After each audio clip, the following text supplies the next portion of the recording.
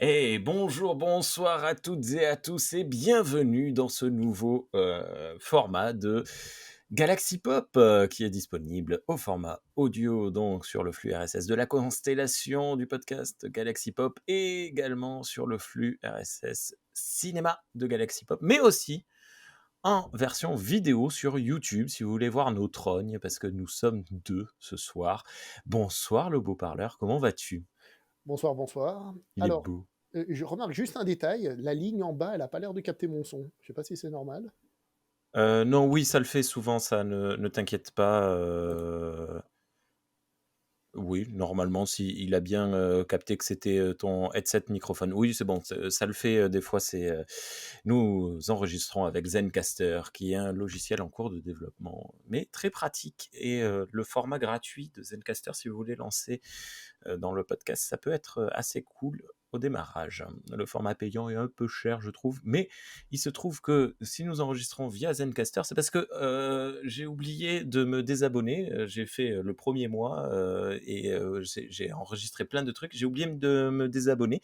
Et hier, j'ai reçu une confirmation de paiement d'un nouveau mois pour Zencastr. Et donc, je me suis dit, bon, ben, plutôt que de passer par StreamYard, qui est très bien aussi, ben, on va passer par Zencastr. On n'aura pas le petit logo du petit coin-coin.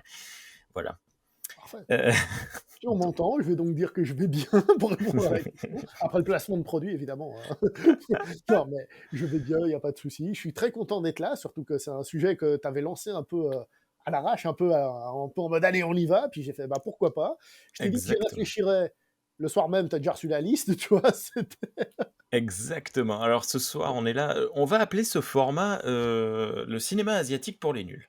Voilà. Parce que moi, j'aime bien. Tu sais, j'ai un podcast, je sais pas si tu le connais, il s'appelle Star Trek pour les nuls. mais c'est nul ça! C'est nul. Et donc Star du coup, Trek. c'est bien puisque nul plus nul, ça s'inverse. Voilà, on me fait souvent la blague. T'as raison d'appeler ton truc comme ça parce que Star Trek, c'est vraiment pour les nuls. Et du coup, en fait, moi, ce qui m'intéresse, c'est toujours de découvrir des trucs et de faire découvrir des trucs aux gens. Et lorsqu'on a fait, tu es passé au format entrevue dans ce podcast. Alors, petite blague temporelle, hein, il se trouve que ce qu'on est en train d'enregistrer ce soir sera diffusé dans la foulée, très probablement, hein, juste un tout petit peu de montage, mais le minimum et ça va être diffusé dans la foulée. Là où l'entrevue qu'on a enregistrée, toi et moi, il y a presque un peu plus d'un mois, bah, je sais pas, elle est octobre ou un truc comme ça, je crois. Bref, ou fin septembre, je Mais crois. Donc c'est parfait, parce que ça veut voilà, dire que j'ai pas encore perdu la crédibilité aux yeux de ton public, donc c'est parfait. voilà. Et donc, il se trouve qu'à la fin de cet enregistrement, je t'ai dit, ouais, et moi, beau parleur, j'aimerais bien, il me semble que tu aimes bien les films asiatiques et j'en regarde quelques-uns, hein, ok, mais j'ai jamais vraiment franchi le pas. Et donc j'aimerais bien que si tu l'acceptes, de m'aider à découvrir un peu le cinéma asiatique dans son ensemble. Alors c'est ça l'astuce, c'est que on parle d'un continent, hein, pas d'incontinence, attention. On parle d'un continent. Bien que on risque de parler d'incontinence vers la fin de cet épisode, mais ça, on garde pour plus tard. Chut, chut, pas de révélation, je suis désolé. Et donc, comme tu disais, à la fin de cette conversation hors micro, tu m'as dit, bon, ben écoute, je te prépare une liste pour dans quelques jours de quelques films, 5 films à voir. On va essayer de faire un peu large et regarder ça. Et 1 heure et demie plus tard, je reçois une liste de 5 films, plus un petit bonus. Petit bonus qui n'était pas obligatoire. Je me Qui suis dit: n'était «On va voir s'il osera s'y C'est aventurer». vrai? Bon, écoute, moi, je vais là où le vent me mène. Je suis un opportuniste. Alors, voilà, je vais quand même, cadrer, qui je suis, par rapport au cinéma asiatique et d'ailleurs, je t'inviterai à faire la même chose, toi aussi après. Avant de parler des films, je suis un opportuniste. C'est-à-dire que je tombe sur un truc, je le regarde. Quand j'étais ado, je crois que mon premier contact avec le ciné asiatique, c'est comme beaucoup d'ados, Battle Royale, dont j'ai reçu le magnifique coffret sorti cette année, je crois. Je l'ai reçu là il y a 2 jours. Donc ça fait très longtemps que je les ai pas revus. J'espère qu'ils sont toujours aussi bien. Mais bon, voilà, donc c'était du battle royale, et après, je me suis jamais vraiment intéressé à tout ce qui était animé, donc j'ai très peu de connaissances et au fur et à mesure du temps, voilà, je voyais passer un truc, je regardais, ça me plaisait. Dans 90 des cas, ça me plaît, je pense, très principalement parce que, j'ai une vision très américaine du cinéma et ça, à chaque fois que je regarde un film asiate, je me dis: «Waouh, quel vent de fraîcheur, quoi!» Ça me fait du bien de voir une autre vision de tout, en fait, parce que du romantisme, de l'héroïsme, de la guerre, de la violence, tout est différent et évidemment, voilà, j'ai pu tomber sur différents films indiens, différents films japonais, chinois, heu, sûrement quelques coréens et voilà et c'est quand même, récemment là depuis que je m'y suis mis pour de vrai donc quoi, 5 ans, un truc comme ça, que j'ai regardé vraiment un peu plus, sérieusement et mais les 6 films, pardon, que tu m'as servi ce soir, ce sont, on va pas se mentir, ce sont c'est le top du top, des films que je n'avais jamais vus. Voilà. J'ai vu des films de tous les réalisateurs non, de pas mal des réalisateurs non, de la moitié, de trucs, mais pas ces chefs-d'œuvre pourtant, voilà et donc voilà, j'avais un gros manque à voir et ce qui me permet de te remercier déjà, beau parleur, pour cette occasion de découvrir des trucs. Merci. Et toi? Alors, je profite Le déjà des pour dire mers? Ah non, que la des neiges. sélection des films, justement, c'était pas si facile que ça, parce que je savais pas exactement ce que tu avais vu ou pas. Je sais que tu es quand même un cinéphile, je sais que tu regardes des trucs, donc tu vois, pareil que tu regardes d'autres trucs que Star Trek, des fois, c'est surprenant, je sais. Mais... Est-ce que je suis un cinéphile? ouais, mais comme dans Star Trek Voyager, il y a un Asiatique, donc en fait, tu es fan de cinéma asiatique, tu vois. Non, Harry Kim, qui est américain. oui, mais d'origine quand même. C'est quoi un cinéphile? C'est C'est c'est un quelqu'un mec, qui aime, c'est quelqu'un qui parle le grec ou le latin, je sais plus, et qui aime le cinéma. d'accord. Ah, moi je croyais que c'était un mec, politisé à gauche et qui, regardait des films. Donc dans ce cas, ouais, peut-être que bon bref. On va laisser la politique pour Twitter, si tu le permets. Ah oui. Oui. Juste Euh, avant l'enregistrement, je disais à Beau Parleur, j'en ai marre de Twitter, c'est trop politique. Bon, bref. voilà, c'est pour ça que quand il me fait cette blague-là, je fais OK, bon, si tu veux. Voilà. Donc, ouais, Non, je mais il se oui, peut, oui. Alors, tu sais quoi, quand même, je m'en fous, j'assume quand même ma position. Il se peut que vous entendiez quelques réflexions de gauchistes au long de cette émission, parce que le cinéma de la sélection est assez politisé sur certains aspects.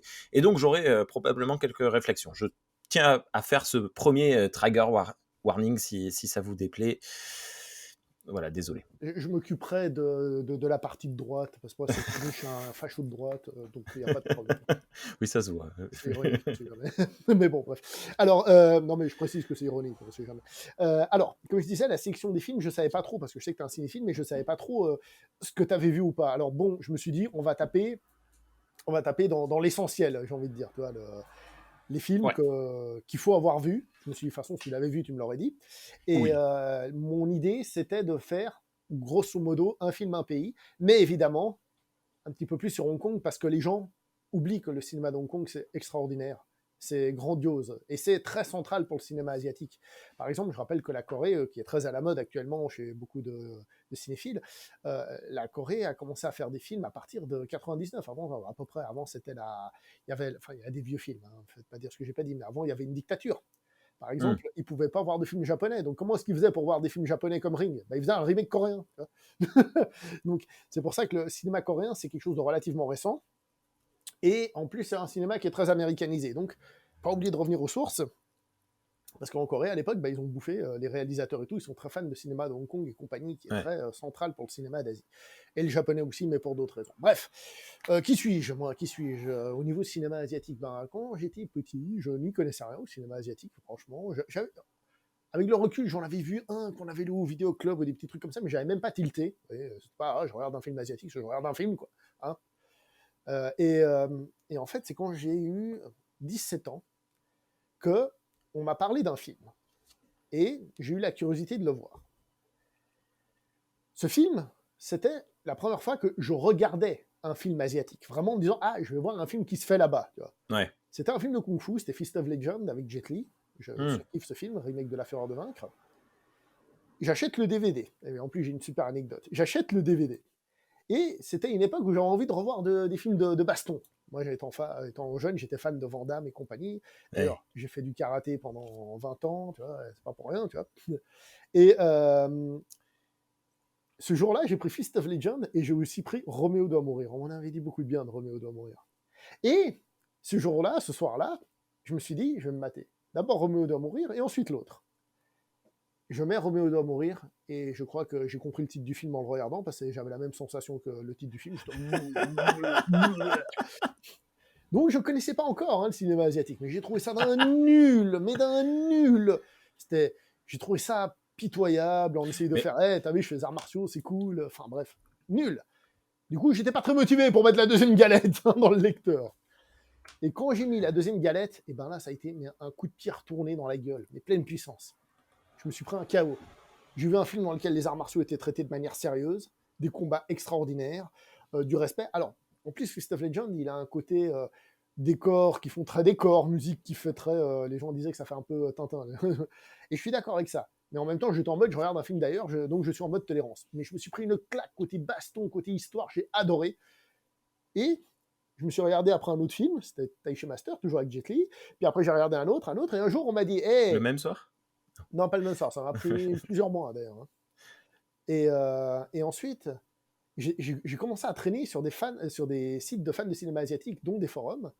Mmh. Et en discutant, on m'a dit, tu sais, le fameux The Killer là, de John Woo, là, ça, il faut que tu le vois, hein, t'as pas de discussion. Je disais, ouais, mais la bande-annonce, en plus, HK vidéo, ça a l'air vachement violent. Moi, j'avais très peur du stéréotype asiatique et de la violence, tu sais, qui font des films ultra violents. Je dis, pas ça parce qu'il y a un film du genre dans la liste. Hein. Mais j'avais très Ouais. peur de ça. Et j'ai regardé The Killer et j'ai compris qu'il fallait fermer sa gueule et faire ce qu'on dit. The Killer, j'ai adoré. Et depuis, je suis devenu grand fan de cinéma asiatique pendant près de 10 ans.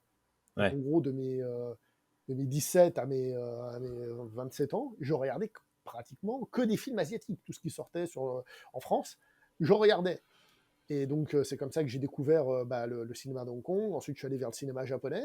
Tu te rends compte que pour nous, peut-être, de loin, si on ne connaît pas, on se dit, ouais, bah, c'est la même chose. Non, ça n'a rien à voir comme cinéma. J'ai découvert le cinéma coréen, thaïlandais. Je me suis laissé tenter vraiment par ce qui sortait chez nous, surtout. Et j'étais heureux. Et j'ai découvert des choses qui, pour moi, qui ai toujours été fan de cinéma d'action depuis gamin, L'Arme Fatale et compagnie, qu'en fait, le meilleur cinéma d'action au monde, il n'était pas américain, par exemple. C'était très perturbant quand t'es gamin, et tu fais ah ouais. Et donc pendant 10 ans, j'ai regardé que ça. Et ce qui est intéressant, c'est qu'à travers le cinéma asiatique, en fait, si tu veux, ça m'a ouvert une porte et qui m'a facilité l'ouverture pour revenir au cinéma occidental. Par Mmh. exemple, c'est à travers le Shambara, le film de sabre japonais, que je suis revenu au western, genre qui à l'époque me faisait chier. Eh oui. Mais comme j'ai apprécié ce côté lent, posé, machin, truc bidule. Après, le côté, par exemple, à l'époque, moi, les westerns, les fusillades, ça m'ennuyait, mais à mourir. Moi, je suis fan de films d'action, mitraillettes, machin, tu vois. Et après, quand tu regardes un film japonais, tu te dis, bah, c'est logique, parce qu'en fait, tu as ton sabre, si tu rentres dans la distance, bah, l'autre, il peut te couper aussi, donc tu rentres pas n'importe comment. Et en fait, ça m'a permis de revenir vers le western, Sergio Leone, le western américain, italien, depuis je suis ultra fan de western italien et tout. Donc, en gros, ça a été mon trampoline. Voilà. Est-ce que j'ai parlé assez? Ah, c'est merveilleux, au contraire, c'est parfait et je ne vais pas rebondir parce que sinon ça va durer, 4 heures. Mais c'est vrai qu'on se rend assez vite compte que, dans un premier temps, on pourrait se dire: «Le cinéma américain a probablement influencé le cinéma asiatique», du moins, au moins dans l'action. Après le drame, tout ça, peut-être un peu moins. Mais en réalité, les 2 s'influencent, à coup de dizaines d'années, vingtaine d'années, de décennies. Là, actuellement, le cinéma d'action américain, je parle pas du cinéma de super-héros, le cinéma, le blockbuster américain classique est extrêmement influencé. On voit les John Wick, si on n'avait pas eu le cinéma de Hong Kong, ça serait pas du tout ça. Enfin, c'est, On voit que ces 2 continents se touchent l'un l'autre, en permanence, quoi. Se poussent mutuellement et ça, c'est assez, saisissant parce que pareil, hein, quand moi j'ai commencé à regarder enfin, de ce que je voyais, je me disais: «Ouais, non, mais ça a pas grand-chose à voir» et en fait, quand tu revois, quand tu apprends que Les 7 mercenaires est un remake des 7 samouraïs, que tu vois 7 samouraïs, tu te dis: «Putain, c'est génial et tout machin», mais en fait, ouais, c'était déjà du western mais la figure de bon bref, voilà, et cetera et il y a tout un déroulé qui se fait dans ta tête et sur internet et sur les livres également, que tu comprends mieux, tout, et que, on on saisit un peu plus les choses, hein. Je dirais même, si je peux me permettre, John Wick, c'est vraiment du cinéma de Hong Kong fait à l'américaine. Parce que le Mmh. cinéma de Hong Kong avait cette particularité de prendre des chorégraphes, et en fait, le chorégraphe, c'était presque un deuxième réalisateur. C'est-à-dire, sur un film de kung-fu, c'est le chorégraphe qui réalisait les scènes d'action. C'est pas juste la Ouais, chorégraphie. Il venait avec son équipe de cascadeurs et tout ça et tout ça. Et à Hong Kong, il y a des chorégraphes qui sont devenus réalisateurs. Des Yuan Wuping et compagnie, des Sammo et tout ça. Et donc, qu'est-ce que John Wick, si ce n'est les chorégraphes, les cascadeurs qui font des films de chorégraphes et de cascadeurs. Donc on est exactement dans une logique américano-hongkongaise, on va dire. ouais. Ah mais c'est bien, c'est beau. Hem Et puis c'est arrivé en France aussi, avec, toute la vague des années 2000, peut-être un peu avant, de tous ces films, la j'allais dire La Bête du Gévaudan, je sais plus comment il s'appelle, Le Pacte des loups de Le Christophe Pacte Gans. des loups, Crying, Freeman avant, et cetera, Christophe tous Gans, ces films.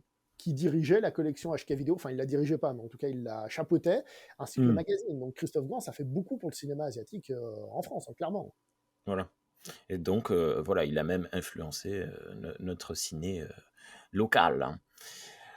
Je te propose qu'on commence? C'est parti.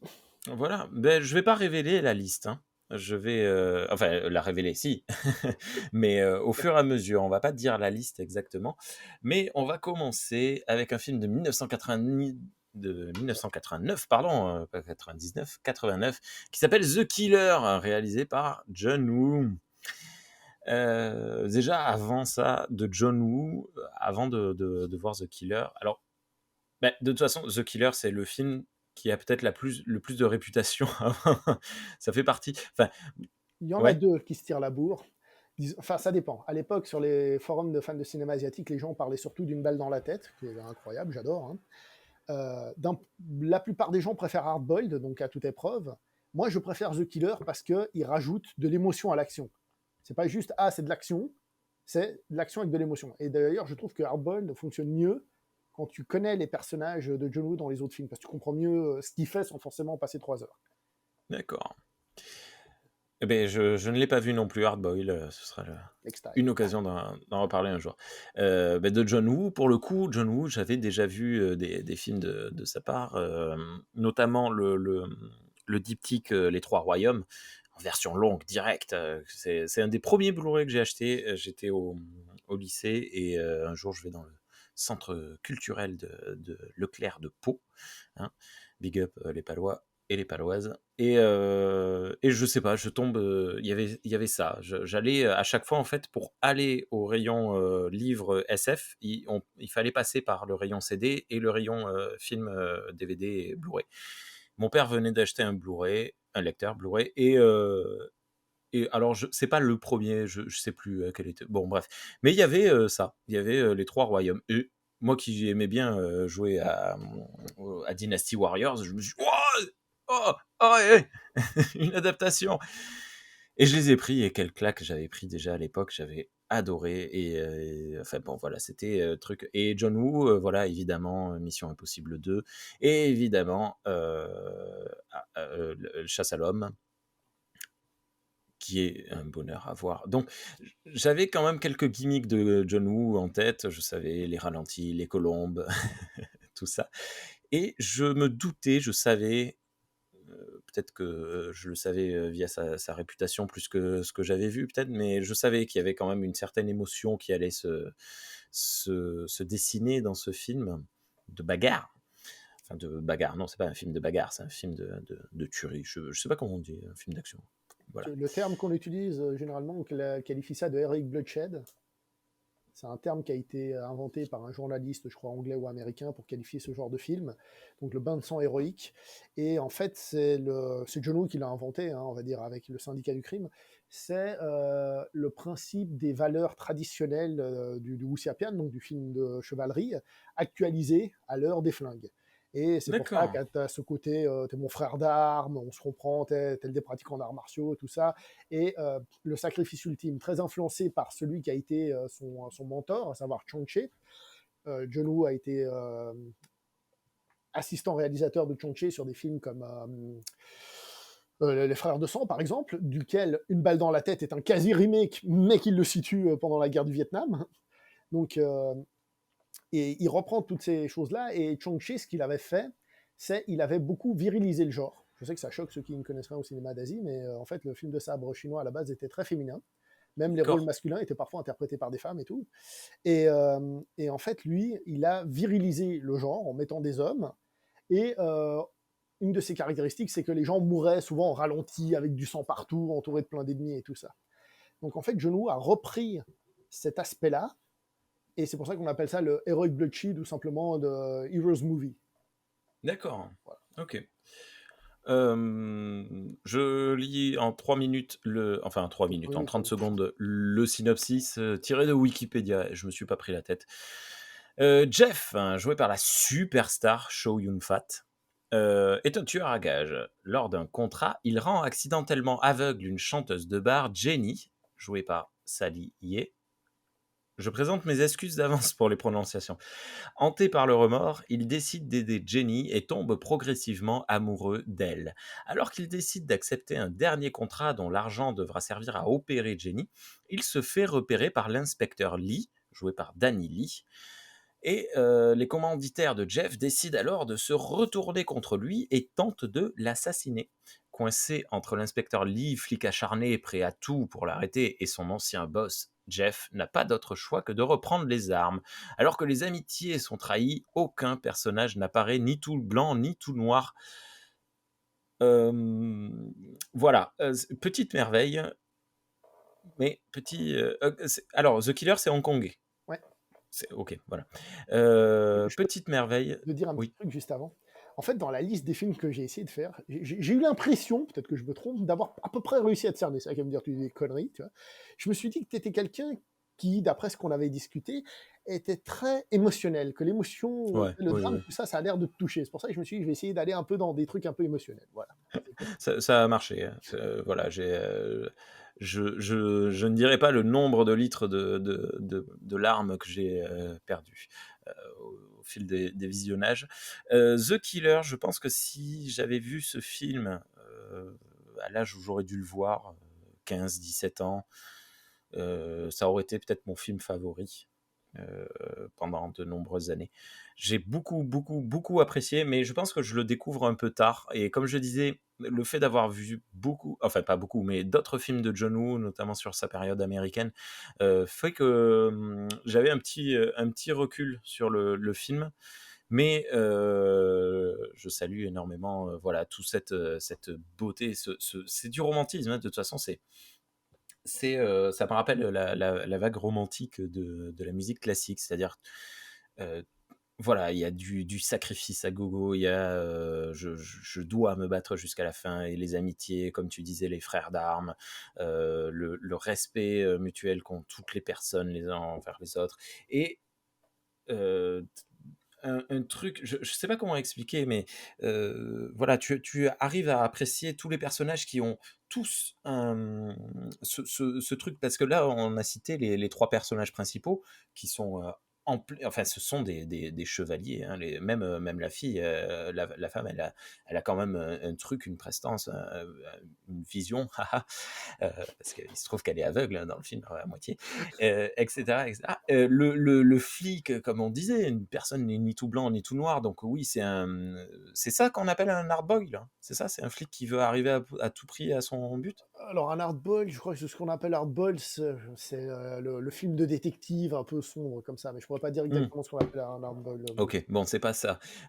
Mais voilà, il a un honneur, il a un but à atteindre, exactement comme le tueur à gages, qui est le personnage quand même central. Mais Les personnages secondaires également ont tous, cette forme de carrure et cette chose, à porter, sur leur dos, sauf le boss, qui pour le coup est vraiment une véritable ordure. Mais même le meilleur pote du tueur à gages, dont j'ai oublié le nom, j'aurais dû les noter tout ça, qui, le trahit, mais en fait, il est dégoûté de le trahir et puis avant de se battre l'un contre l'autre, il y a une bataille d'ego dans leurs regards. Ils se regardent en sachant que l'un va faire porter le premier coup à l'autre. C'est merveilleux de romantisme. Ça dégueule de romantisme, quoi. Et c'est un véritable bonheur, quoi, hein. Donc je n'ose imaginer ce que ce film aurait fait sur moi si je l'avais découvert en fin d'adolescence, comme j'aurais dû le découvrir à l'époque. Et c'est un film, voilà, que j'ai croisé plein de fois, hein, dans les vidéoclubs. Je me souviens avoir vu la jaquette partout. En arrivant sur internet, je me souviens avoir vu, des extraits, dans tous les sens, notamment l'extrait de la première fusillade, celle avec beaucoup de ralentis. Enfin, elles ont toutes beaucoup de ralentis. Et voilà, et je repense à toutes ces scènes de pointage d'armes, les uns sur les autres, la petite fille blessée, par accident, que le tueur à gages, il risque sa peau pour, Jeff, risque sa peau pour la sauver, il l'amène à l'hôpital et puis enfin c'est merveilleux, quoi. C'est le film que tout le monde a envie d'avoir écrit, je pense. Alors, j'essaie de rebondir sur ce que tu as dit, tu as dit des trucs intéressants, mais je me perds un Désolé. peu. Alors, au niveau de l'inspiration du film, en France, les gens aiment bien dire que c'est un quasi-remake, en tout cas très inspiré du Samouraï de Melville. Ah oui, C'est la vérité. C'est la vérité. John Woo le dit. Mais John Woo, c'est un gars qui, comme toute personne polie, quand il va en France, bah, il va dire ah oui, j'aime beaucoup Melville. C'est logique. Quand il va à un autre pays, il va dire j'aime beaucoup le réalisateur de chez vous. Ce qui est normal. Il n'est pas en train de mentir, quand hein. il va en Allemagne, il dit: «J'aime beaucoup Uwe Boll». Voilà, par exemple. Voilà, par exemple, oui. et, euh, et donc, Désolé. et donc, ce n'est pas faux que le film s'inspire. Et les gens disent ouais, mais regarde, le personnage s'appelle Jeff. Comme ça, c'est une invention de la VF, hein. Si jamais en VO, il s'appelle John. D'accord. Donc voilà. Mais c'est en effet inspiré, il le dit. Mais c'est aussi très inspiré, en fait, d'un film japonais. Un film japonais parce qu'en réalité, le Heroic Bloodshed serait une reprise. Alors, je crois que c'est le Ninkyo Eiga, qui est donc le film de Yakuza héroïque. Ah Donc, OK. quoi, les films parce qu'en gros, pour être simple, les Yakuza, c'est pas juste la mafia. C'est la mafia, mais il faut le voir comme une espèce de société parallèle avec ses codes et qui sont censés avoir des codes, on va dire, corrects. Le problème, c'est qu'il y aurait des. Je parle de cinéma, la réalité, je vous laisse chercher. Mais je veux dire, il y aurait des mafieux qui ne respecteraient pas ces codes et donc il y aurait les yakuza héroïques qui, eux, bah, au bout d'un moment, aideraient, ça suffit. Et c'est ce qu'on a un peu dans les films de John Woo, c'est-à-dire parfois un peu des gangsters contre des gangsters. Tu vois. Mmh. On va dire les gentils gangsters contre les méchants gangsters. Voilà, une grande partie du film est là-dessus. Et le film se base énormément sur un film. D'ailleurs, John Woo est très fan de cinéma japonais, à tel point qu'il a même fait un remake d'un film japonais. Quand il est revenu en Chine, il a fait Manhunt, qui n'est pas D'accord. extraordinaire, hein, mais qui est un remake d'un film japonais, justement, parce qu'il y a cette influence japonaise. Donc, influence japonaise, influence de Chang-Chi, et puis aussi de différentes influences. On va pas le faire un film, couramment. Tu as parlé de John Woo aux États-Unis. Alors, le truc, c'est que John Woo aux États-Unis, avis personnel, alors j'adore Volteface. Je suis ultra fan de Ah oui, Volteface, par contre. volte-face aussi, oui. Je surkiffe. Mais je trouve que John Woo aux États-Unis, c'est un peu une parodie de John Woo. C'est-à-dire, eh, vas-y, la colombe, je te mets 300 plans dessus. Alors bon, il l'a refait en venant dans les trois royaumes et tout, donc tu dis, bon, mais je trouve que des fois, c'était un peu exagéré. C'est dans Mission Impossible 2, quand même, le pire, hein. Il est Euh, dans un bunker à 200 mètres sous terre, il ouvre une porte, il y a des colombes. ah oui. Mais tu vois, dans The C'est Killer, c'est merveilleux. la première fois que je crois que tu vois des colombes, et toi, c'est juste un truc de fond dans l'église, tu vois. Mmh. Et, même tout ce qui est. Enfin, je trouve qu'aux États-Unis, le problème, c'est qu'il est limité, parce qu'il faut savoir que quand il a fait Chasse à l'homme, enfin, il est arrivé aux États-Unis, on lui a fait oh, on adore ce que tu fais, c'est génial, vas-y, on fait un film, Van Damme, machin. Lui, il a fait OK. Il fait le final de Chasse à l'homme, qui est du pur John Woo, hein, si tu regardes maintenant, tu peux t'avoir The Killer, c'est du pur John Woo. Mais ce qui s'est passé, c'est que la scène a été censurée, puis on lui a dit non, mais c'est trop violent, ça, plus jamais. Il fait attends. Vous dites que vous adorez ce que je fais, et quand je le fais, vous aimez pas. Donc il a dû s'adapter. D'ailleurs, c'est la grosse difficulté qu'ont eu tous les réalisateurs hongkongais et tout qui sont allés aux États-Unis, c'est que d'une certaine manière, ils ont perdu leur âme. Parce que le cinéma à Hong Kong est beaucoup plus rapide, il y a moins d'intermédiaires, il n'y a pas le producteur, le machin. Enfin, il y en a, mais je veux dire, c'est plus rapide. On Mmh. voit que le Mais cinéma dans Hong Kong est plus viscéral d'une certaine manière. c'est quelque chose qui se sait maintenant, tous les réalisateurs et réalisatrices qui partent aux États-Unis ont des contraintes, voilà, on leur dit qu'on les aime pour, ce qu'ils sont, mais lorsqu'ils arrivent, il faut être, s'adapter, à la méthode et au public, Surtout que quand tu arrives aux États-Unis, bah, t'es personne. ouais, Peut-être que dans ton pays, tu étais un réalisateur qui avait certaines facilités pour faire certains trucs. Tu arrives là-bas, on lui dit, mais t'es qui? Qu'est-ce que t'as fait, toi? Enfin, on a vu que t'as kiffé, mais nous, ce qu'on veut, c'est de l'argent, c'est du succès. Donc, c'est compliqué. Et moi, je trouve que John Woo aux États-Unis, c'est souvent un petit peu parodié. C'est-à-dire mmh, que je me souviens à l'époque, tout le monde disait, ah, c'est le grand maître du cinéma d'action. Tu regardes les films américains, même si j'adore, comme j'ai dit, Volteface, il n'y a aucun film que tu te dis, c'est digne d'un maître de cinéma d'action. Tu dis, c'est un film d'action, quoi. Mission Impossible ouais, 2, tu peux l'aimer, pas l'aimer, mais tu dis pas, ah ouais, ça, on sent que c'est fait par un mec qui a révolutionné le genre, quoi. ouais. Et pourtant, si vous regardez, puisque je l'ai à portée de main, c'est le gars qui fait sans le vouloir, si vous regardez 58 minutes pour vivre, par exemple, il y a une scène dans 58 minutes pour vivre, c'est une reprise de la scène de The Killer, de fin. Laquelle? Quand ils montent l'escalator? Non. Ouais, là où il y a pas l'escalator, mais tu sais, l'escalator à plat, là, je sais pas comment on appelle ça, Ouais, l'espèce de tapis. Oui, oui, toute cette scène où il y a l'équipe du SWAT qui se fait dégommer quand McLean arrive de Pyro. Tu vois que la violence, les ralentis et tout ça, c'est inspiré par un The Killer, qui est sorti une mmh, année avant 58 minutes pour vivre. d'accord. Donc il y a quand même une rétro-influence. Voilà. Enfin, une rétro-influence, non, ça veut rien dire. Mais bref, vous avez compris. L'influence, merde. On a compris le sens, ouais. OK. Bah non, justement, on n'a pas compris le sens, c'était ça le problème. Oui, mais quelque part, est-ce que c'est grave? Parce que, tu vois, le mec un peu plus intelligent que moi qui découvre Volte-Face et qui se dit: «Tiens, c'est qui ça? John Woo, voyons John Woo, on va chercher, dans le bottin», je sais pas comment on faisait à l'époque, parce qu'il y avait pas internet, comment faisaient les gens à l'époque où il y avait pas internet? On va demander au vidéoclub: «Vous avez d'autres films de John Woo?» Et du coup, je veux dire, si tu aimes Volte-Face, tu adoreras le reste. Si tu l'aimes pas, peut-être que tu aimeras quand même le reste, mais bon, si tu l'aimes pas, tu iras pas voir le reste. Mais tu vois? Après, je pense que de tout temps, les gens ont eu plus de facilité à regarder du cinéma américain que des films plus. Enfin, d'autres pays tout court, quoi, en fait. Tout à fait. Donc, il y en a qui regardent des films américains, ouais, c'est génial, merci, au revoir, quoi. Mmh. Puis je le prendrai un Oui, peu plus oui, loin, on on passe à autre prendra chose, plus. ouais. OK.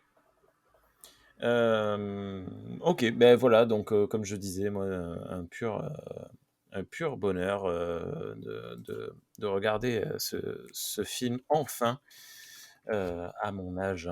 Par contre, il y a quelque chose que Est-ce je que dois te c'est dire, pas que tu te oui, rendras pas compte sur le coup, mais quand tu regarderas d'autres films d'action, tu te diras, mais qu'est-ce que c'est mou, mais qu'est-ce qu'il y a aucune chorégraphie, qu'est-ce que les mecs bougent pas, tu sais, ils sont je là, je sors, je suis planqué, je sors pas, je me planque, je sors pas, et tu te rendras compte de toute la chorégraphie, de la physicalité des scènes d'action et tout, et tu verras, ok. je me le dis déjà pas mal depuis un moment en effet, mais oui, je suppose. The Killer qui a fait un peu parler de lui récemment, il y a pas il doit pas refaire un remake ou je sais pas quoi? Ouais, il y a un remake qui était en tournage à Paris, entre autres, hein, je sais qu'il y a des amis qui ont essayé d'être sur place. Par contre, ça a l'air d'être un remake différent, j'espère, et voilà quoi. Voilà ce OK. que j'en attends. Et c'est pas John Woo qui le fait? Oui, mais voilà quoi. Voilà ce que j'en attends. Tu sais, quand tu touches à un film qui est très bon, John Woo, maintenant, il a je sais pas quel âge, il est malade, je crois en plus, il est pas au top. Oh, Ce que je veux dire par là, c'est que tu as fait un super truc. Si tu veux faire un autre film d'action, pas de problème, appelle-le Flingue à la main, voilà, allez, on s'en fout, c'est un truc de merde. Ouais, appelle-le comme ça, appelle-le John Lefaible, Jean Faible, puisque c'est à Paris. Donc John Wick, hein, pour ceux qui sont un peu à la bourre. Donc appelle-le comme ça si tu veux, je m'en fous, mais touche pas à ce que tu as déjà fait qui t'a fait rentrer dans la légende. S'il te plaît, touche pas à ça. OK. Bah, écoute, ce qui nous amène au film suivant? Très bien. OK. Et donc là, on part en l'an 2000, pour un film réalisé par Park Chan-wook, JSA pour, Joint Security Area. Donc pareil, Park Chan-wook, dont j'avais dû voir, attends, je suis sur sa page wiki. Old Oui, Boy. j'ai vu Oldboy, que j'avais vraiment beaucoup aimé et qui d'ailleurs Oldboy que je reciterai un peu peut-être, lors du prochain film, parce que, à quel point il était truc. Ah mais c'est bizarre, il me semblait avoir vu d'autres films de sa part, mais non, en effet, c'est le seul. Qui fait parler de lui également, JSA. Alors lui, pour le coup, je ne l'avais pas. J'avais vu, pareil, ces affiches et ces trucs assez marquantes des militaires face à face, des visuels très cool, quoi. Mais j'avais rien du tout.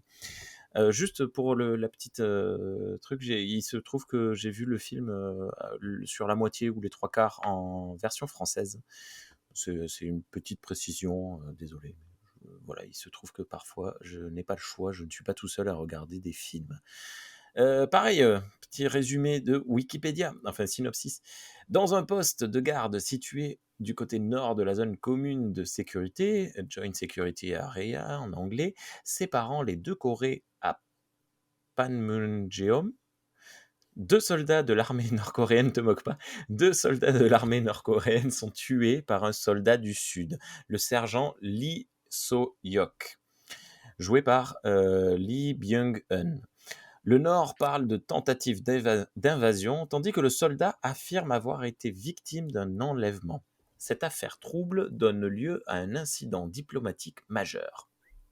Afin d'apaiser la crise, la Commission de supervision des nations neutres en Corée, composée de la Suède et de la Suisse, ça il va falloir qu'on en parle parce que pourquoi, envoie Sophie Jean, jouée par Lee Young-hae, Suisse d'origine coréenne, pour enquêter sur le terrain. Cette dernière rencontre le sergent Lee et découvre rapidement qu'il n'a pas été enlevé comme il le prétend. La suite du film raconte dans un long flashback l'amitié qui lie en réalité le T'en sergent racontes Lee et trop, son là! subordonné. T'en racontes trop, là! Ah ben ouais, mais bon. En fait, Euh, c'est un film, je vous explique. Arrêtez de vous poser des questions, regardez-le, c'est tout. Voilà.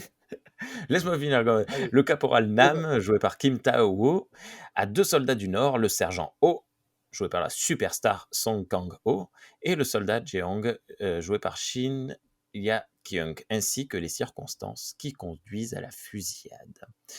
Le démarrage du film m'a fait énormément penser, tu confirmeras ou infirmeras, à Le Silence des agneaux, avec cette petite gamine qui sort de l'école, assez frêle, et qui se retrouve avec une enquête beaucoup plus trop grosse pour elle, dont elle n'aura pas les épaules. Il se trouve que elle aura les épaules, hein, c'est la même chose que dans le Silence des agneaux. Mais voilà, le démarrage m'a fait beaucoup penser à ça. Waouh, quel film! Euh, je j'ai pas vu le temps passer. C'était du bonheur, vraiment du début à la fin, des dialogues super savoureux, des moments de vie. Tu sais, t'as plein de moments qui tu ouais, c'est le même film réalisé aux États-Unis ou peut-être même en France, tu le coupes de moitié parce que t'as les trois quarts des scènes, c'est juste des gens qui discutent et qui développent du relationnel, et toi, t'es là, tu es content de voir ces gens devenir des amis, tu te demandes est-ce qu'ils vont se trahir, machin. Il y a des moments de franche rigolade, notamment le premier contact avec le mec qui est en train de pisser et qui déclenche une mine. Ouais, désolé. Et voilà, c'est vraiment cool. L'enquête est cool, la réalisation est super bonne, et ça y est, on touche cette notion qui reviendra beaucoup. Alors ça y était pas trop, je trouve, dans le The Killer, bien que The Killer, vu que c'était un film romantique, il y avait un petit peu le côté ultra dramatique. Comment on appelle ça, les œuvres de théâtre grecques? Une tragédie. Une tragédie que voilà, tu savais, enfin, tu te doutais que ça allait pas très bien finir pour tout le monde, quoi. Et là, il y a une forme, je sais pas si c'est de tragédie, mais c'est dur moralement, c'est violent moralement. Heu, voilà, personne n'en sort indemne, bon, pour les survivants, quoi. Et c'est quelque chose qui va revenir, bah, ouais, dans tous les autres films, même le film indien, je trouve, où, il y a, beh, c'est Christophe Gans qui disait, dans le bonus d'un autre film, il disait: «Il y a une forme de, Ah! J'ai perdu les mots. Ah! C'est affreux. C'est tu sais quand on aime faire mal à quelqu'un? Sadisme. Ouais, non, bah, alors peut-être pas oui, peut-être pas jusqu'au point du sadisme, mais il y a une forme de ouais, c'est injuste quoi, de violence injuste envers les personnages et voilà, c'est JSA, c'était un bonheur. Alors, si je t'ai conseillé ce film, bah, peut-être que, comme je dis, tu l'avais vu, c'est parce que c'est Park Chan-wook. Et Park Chan-wook, à l'époque, en tout cas, c'était le plus grand réalisateur coréen. Et ensuite venait Bong Joon-ho, parce qu'on l'a découvert un peu après. Bong Joon-ho, D'accord. maintenant, chez nous, il est considéré comme un dieu, et c'est normal, hein, je ne nierai pas son niveau. Et Park Chan-wook, à l'époque, c'était incroyable. Mais, par exemple, je me souviens, lorsque sa trilogie de la vengeance, donc Sympathy for Mr. Vengeance, Old Boy et Lady Vengeance sont sortis, il y a un public qui l'a découvert, mais les gens, bah, j'ai l'impression qu'ils n'avaient pas vu JSA, pardon, Ouais. qui pourtant était incroyable. Moi, c'était mon deuxième film coréen. Le premier que j'ai vu était moyen, et celui-là, je l'ai vu à l'époque quand il est sorti en DVD. Je me suis pris une telle claque et j'ai fait bon, bah, je vais voir des films coréens dorénavant. et, euh, et j'ai trouvé ça fou, absolument fou. Park Chan-wook, depuis, ça fait largement connaître aussi. Hein, comment il s'appelle déjà son dernier film? Là, j'ai un blanc.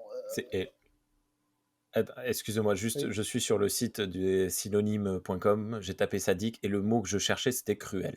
Voilà. tout ça pour ça. Tout ça pour Je suis désolé, c'est mais cruel. Oldboy est Ouais. extrêmement cruel envers ses personnages également. Tout à fait. Mais Old Boy, on risque de faire le lien entre Old Boy et le dernier film, je pense. Mmh. On risque de faire ce genre de lien. Ah oui, oui, oui. Quoi qu'il en soit, JSA, en fait, il incarne totalement le point fort numéro un du cinéma coréen. C'est pas le thriller, comme pensent certains, c'est pas le film d'action, ils sont même pas très très bons niveau film d'action. C'est pas qu'ils ont pas fait des bons trucs, mais globalement, c'est pas leur point fort.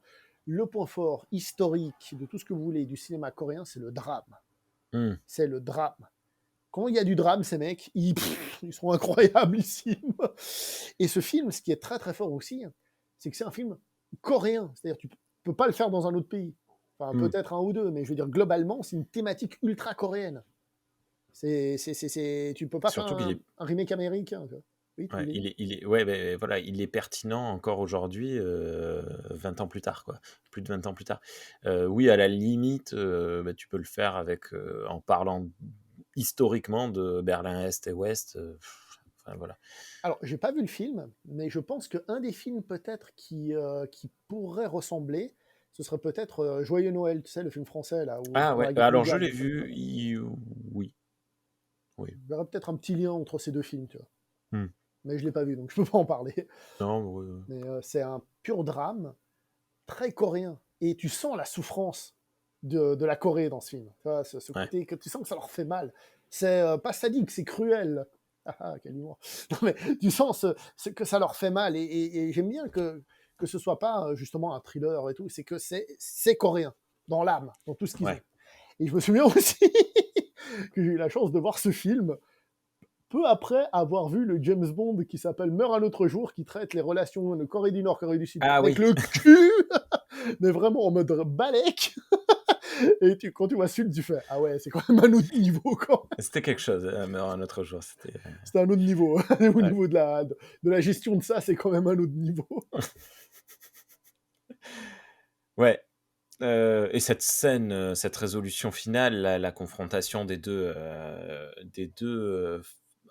avec, sous la supervision de l'enquêtrice, qui est, waouh, intense, tellement un truc et puis juste, ne serait-ce que la fin, vraiment les dernières images avec cette photo qui dézoome, c'est une merveille, quoi. Tu pleures quand tu C'est un regardes ça. film voilà, c'est un film, alors pour le coup, je l'ai acheté, hein, pour le regarder celui-là et j'ai très, très hâte que mes enfants soient suffisamment grands pour le regarder là. Dès qu'ils ont, 13 ans, je leur montre. Est-ce que tu sais, alors je suppose que c'est historique et réel, la commission de supervision des nations neutres en Corée.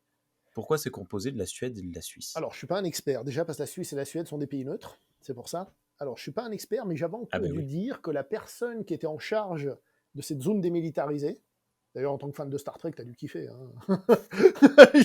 Maintenant que j'y pense, hein, t'as dû faire Wouah, c'est Ah ben génial. voilà, tu peux faire un remake dans l'espace, un remake. Oui, mais Là, ça me vient pas, mais il y a probablement un épisode de Star Trek qui fait un peu ça. sans doute. Mais tu vois ce que je veux dire? Le fait que ce soit de la fiction, ça peut être cool, mais il y aura pas cette aigreur, cette tristesse Tout à fait, profonde, tu vois? tout à fait. Qu'est-ce que je voulais dire? J'ai Désolé. jamais entendu dire que la personne, en charge vraiment de cette zone démilitarisée était en fait un général de l'armée suisse ou quelque chose comme ça. D'accord. Mais après, j'avoue que j'ai pas spécialement creusé le truc, mais c'est en gros, c'est Non, non, l'idée, mais c'est voilà, on c'est envoie. juste que ça me tu sais, c'est le genre de truc où justement tu es habitué à voir des Américains, quoi et donc c'était cool que ce soit pas des Américains. Je vois bien les Heu, Américains faire les modérateurs entre les communistes et ouais, ouais, ça oui, c'est vrai que vu comme ça, donc voilà, non, c'était très cool. Merci pour, JSA. Je parlais du mot cruel, à ce moment-là, en fait. Bon là, je l'ai perdu ce soir, désolé. Mais à ce moment-là, il ne m'était pas venu, mais il y avait quand même la sensation de truc. Il y a quelque chose qui touche les personnages et qui est dur, très, très dur et je n'arrivais pas à mettre le mot sur le truc et le mot cruel m'est venu lors du visionnage du film Harakiri ou Seppuku en version originale de 1962 réalisé par Masaki Kobayashi. Cette fois, le résumé, le synopsis vient de IMDb parce que Wikipédia racontait tout. Donc, Tsugumo, pardon, joué par Tatsuya Nakadai, un miséreux ronin se rend dans le palais du seigneur de la région pour se faire seppuku. Il souhaite, avant son suicide, raconter son histoire et ses liens avec la précédente personne ayant fait harakiri dans ce lieu. j'adore parce Euh, qu'ils disent seppuku une fois, harakiri la fois d'après. Ils savent pas quelque Alors chose. non, c'est parce qu'en fait, j'ai pris sur IMDb, américain et j'ai traduit et je pense que c'est moi qui ai traduit, Seppuku et j'ai pas vu Harakiri, je l'ai raté. Désolé. En Je pense gros, que c'est moi qui seppuku, c'est la vraie prononciation d'harakiri. Harakiri, c'est du japonais, mais c'est pas le cérémonial de s'ouvrir le ventre. Le vrai hara, c'est le ventre, kiri, tranché, mais seppuku, c'est le terme traditionnel pour c'est le suicide, voilà, par Harakiri, quoi. voilà. OK.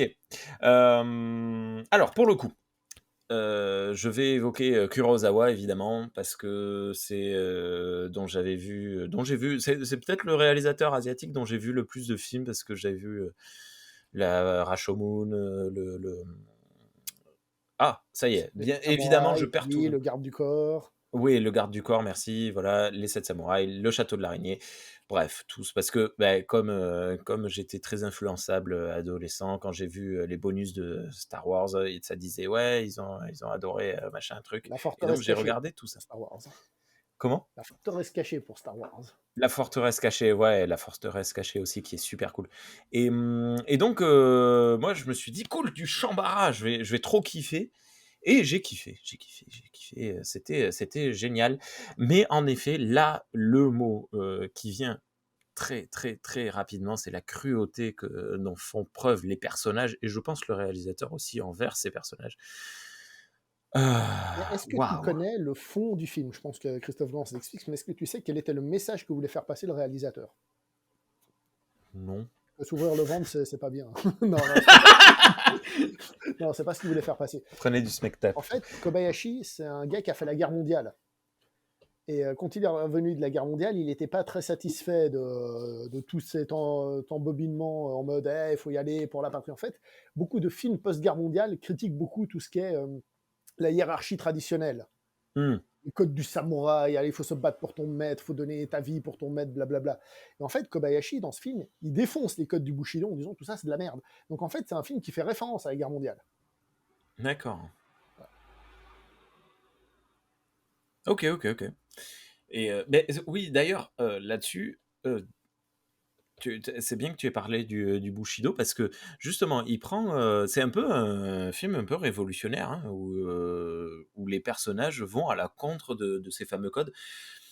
Il y a moi je suis pas mal de podcasts, notamment un qui s'appelle Scepticisme scientifique, dans lequel on a, des spécialistes du Japon historique qui disent, le Bushido, on devrait appeler ça du bullshit-do, parce que, il y a beaucoup de choses qui ont été,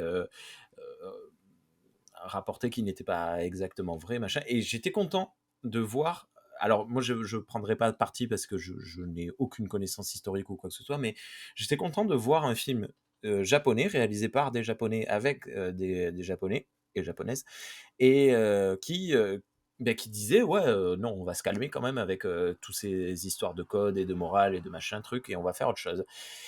Et voilà, et puis quel combat quoi, le combat sur dans la vallée avec le vent, c'est beau. Tellement beau cette C'est scène, c'est incroyable. incroyable. Beh, de toute façon, c'est la scène un peu emblématique, hein. Quand tu tapes le nom du film sur internet, c'est les images que tu vois Tu le vois que plus. Sergio Leone, il a pas vu que Kurosawa dans sa vie, hein. Et et hem et voilà, et puis tu as envie d'y croire, et puis quelque part, toi aussi tu prends jeu à la cruauté parce que tu sais très bien que lorsque Tsugumo va s'énerver et rentrer dans la guerre, dans le combat, il a aucune chance. Il y a 95 000 personnes en face de lui. S'il en tue 2, c'est bien. Au résultat, je crois qu'il en tue 8 avant de tomber, un truc comme ça. J'ai voulu compter, et c'est déjà énorme, quoi. Il a foutu la frousse à tout le monde, et donc il a fait quand même passer son message, et ça c'est assez cool, quoi. Il a bien fait flipper le seigneur, et voilà, donc on met un terme au shogunat, on met un terme au ronin et aux samouraïs. Enfin, c'était incroyable, quoi. Et un film de 62, je m'attendais vraiment pas à ça. Je m'attendais au contraire à un film hyper respectueux. Petit plus pour du coup, pareil, je l'ai vu en Blu-ray. Il a été vachement bien remasterisé. On voit, il y a des chouettes plans. Alors c'est un film très fixe, hein. Beaucoup de plans fixes avec des personnages qui ne bougent presque pas. On a presque limite des peintures ou des photos de personnages qui sont assis, qui ne se regardent même pas forcément toujours et tout, et qui parlent, ils bougent à peine leurs lèvres. C'est merveilleux, c'est un bonheur à regarder. Et les rares moments où il y a des mouvements de caméra, on voit une espèce de léger flou. Donc je me dis qu'ils ont pris la pellicule, qu'ils l'ont rescanné, et on voit des choses qu'on ne devait pas voir à l'époque. Bref, et c'est merveilleux, quoi. Les décors sont beaux, les acteurs sont excellents. Alors, j'ai oublié de le dire, mais dans The Killer et dans JSA, tout le monde est bon, hein. Tout le monde est excellent. De toute façon, on va pas se mentir.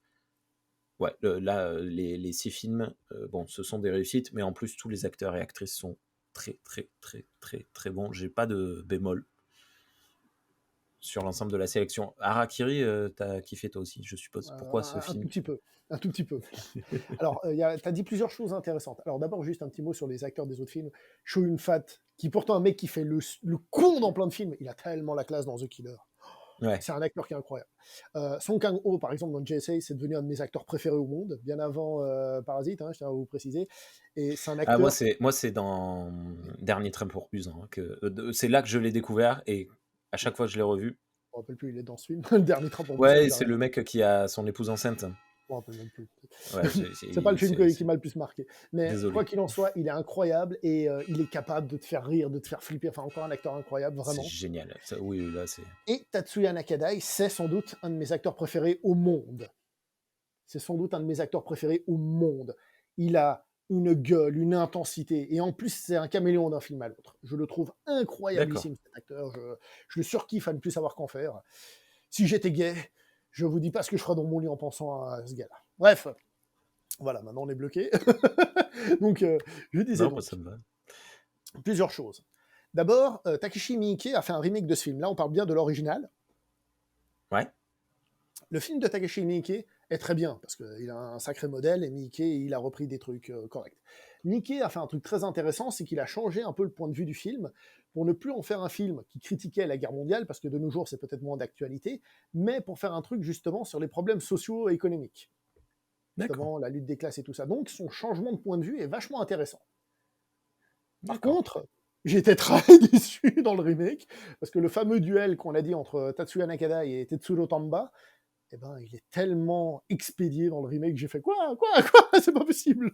Mais J'ai- oui. il est pas si long que ça, hein, dans le film original, hein. Il Non, dure 2 mais minutes, en fait, c'est et là il est qu'on voit intense, ça, par contre. justement que Léon a repris beaucoup du cinéma japonais. Tu sais, t'as tout ce moment où ils marchent l'un derrière l'autre, l'un à côté de l'autre. Il y a toute une Hmm. montée en puissance. Et le combat en lui-même, c'est pas que ce soit la chorégraphie du siècle et tout, mais c'est du pur cinéma. Tu Ouais, ressens la tension. Tu as parlé de la mise en scène. Le cinéma japonais, en tout cas de l'âge d'or, que je surkiffe, c'est un cinéma qui est magnifique et qui est presque sobre, très épuré, comme ça, presque. Mais tu sens que sous ce côté presque placide, j'utilise des termes techniques pour faire semblant qu'on a du vocabulaire, sous ce Ah côté putain, placide, désolé, les cloches. donc sous ce côté placide, tu sens qu'il y a un volcan en éruption. Tu sens qu'il y a de la violence, que ça va faire boum. Et d'ailleurs, Tarantino a repris ça du cinéma japonais, c'est-à-dire ce côté calme, et tout d'un coup, bam, explosion de violence. Et bam, tu vois, c'est vraiment bam, et ça repart. Euh, qui est quelque Ouais. chose qu'on a dans le cinéma japonais, film de Yakuza, tout ce que vous voulez. Donc, tu as parlé du fait que tu étais content de voir un film japonais qui critiquait les codes du Bushido. Alors, j'ai une très bonne nouvelle pour toi, la plupart des films japonais font ça, en fait. Ah, d'accord. Non, mais c'est intéressant, c'est intéressant. Le Dernier Samouraï, qui est un film que je Ouais, surkiffe, Le Dernier Samouraï, je suis ultra fan, hein, cherchez pas. Mais on sait que c'est un peu, en plus d'être américanisé pour simplifier l'histoire, c'est un peu... Et c'est pas juste américanisé parce que, oh mon Dieu, ils ont mis un Américain au lieu d'un Français, ah, quelle trahison. Lisez des livres d'histoire. Ou regardez ma vidéo, je vous explique tout, d'ailleurs, je fais ma pub. Hein. oui, Non, oui, mais... foncez voir. Abonnez-vous à la chaîne du Beau Parleur, hein, de manière générale, c'est très intéressant. Et donc, le Shambara, alors, Shambara, Jidai Giki, on va les séparer. Quand j'ai fait des vidéos sur le cinéma japonais avec des experts, ils me sortent encore des termes jamais entendus, plus précis. Il faut savoir qu'au Japon, tout a un terme. Par exemple, parce que je l'ai sous la main, je profite aussi, Zatoichi, ici présent. Zatoichi, c'est pas du Shambara, c'est des films de Yakuza en costume, c'est encore un autre terme. Donc, vous voyez, non, c'est du Japon. Hein, c'est les fans de manga, vous savez, il y a Shonen, il y a machin. Le Japon, c'est tout bien rangé. Hein. Bien, bon Donc, pour toi. Shambara, c'est film de sabre. Chancham Barabara, paraît-il que c'est l'onomatopée d'un sabre qui coupe de la viande. D'après D'accord. certaines autres personnes, paraît que c'est pas ça. Mais en tout cas, c'est ça. C'est le combat. Jidaigeki, ce sont les films en costume. Donc on pourrait dire que le Shambara est un sous-genre du Jidaigeki. Pour moi, Kurosawa, c'est plus du Jidaigeki. Mais certains D'accord. films comme Yojimbo Sanjuro, on peut se poser la question. Voilà. De toute façon, le but, c'est pas de savoir qui a raison, on s'en fout. C'est juste de dire que là, on est beaucoup plus dans le sabre, on est dans le Shambara, on est beaucoup plus dans cette violence. Et c'est un truc qui est très intéressant dans le cinéma japonais, c'est que le sabre, dans le cinéma japonais, c'est toujours le signe d'une décadence. Parce que le sabre donne la mort, et toi-même, tu t'enfermes, enfin, celui qui l'utilise, s'enferme dans une spirale mortifère, mortelle, je sais pas comment dire. Hmm. Là où, justement, si tu le compares avec son cousin, c'est-à-dire le western italien, le western italien, il n'a pas ça. On rigole de la mort, il y a un petit côté ironique comme ça, sarcastique, mais il n'y a pas ce côté, le flingue mène à l'autodestruction. Dans le cinéma japonais, c'est très présent, ça. D'ailleurs, même Zatoichi, hein, c'est de la souffrance tout le temps. Donc, je pense que tu vas beaucoup aimer le cinéma japonais, à tel point que tu vas te dire, ah ouais, ils s'aiment pas, hein, ils s'aiment pas beaucoup, les mecs. Parce que, j'avoue, je crois que j'ai vu un film, je ne les ai pas tous vus, hein, mais je crois que j'ai vu un film de samouraï en mode étincelant. La plupart du temps, c'est plutôt de l'autocritique. Ce qui ne veut pas dire qu'il n'y D'accord. a pas des samouraïs Bah, qui ont des bonnes intentions, mais il y a beaucoup d'autocritique de ce qu'est le samouraï, de ce qu'est la hiérarchie, comme j'ai dit, post-guerre mondiale, hein, ça beaucoup. Hein. Mais globalement, c'est présent depuis longtemps dans l'histoire du cinéma japonais. Oui. non, mais j'allais dire jusqu'à même, ouais, encore aujourd'hui, puisque j'ai découvert il y a 2 ans, un truc comme ça, la trilogie Kenshin. Alors, il y a les 2 suivants sur Netflix, je ne les ai pas encore vus, mais là aussi, le samouraï, pour le coup, il essaye de. Enfin, je ne sais pas si c'est des samouraïs.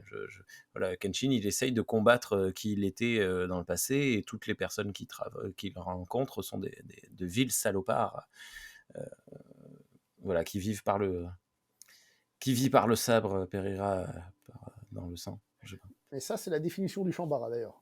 C'est vrai? Vivre et mourir pour et par le sabre. C'est comme ça qu'on le définit de Ah, manière un peu waouh, t'as vu ça? bizarre. Je balance des trucs au hasard. Je m'étais dit c'est du MC Solar, mais non, en fait, c'est du Chambara. Peut-être que Je MC suis Solar trop a bon. donné la définition du Shambara, on sait jamais. mais, ouais, voilà. Après, bon, Kenshin, tu vois que les combats de Kenshin sont un peu plus chorégraphiés, un peu Oui, plus... oui, oui, bah Ça vient d'un c'est manga, c'est un peu plus plus fun que. moderne.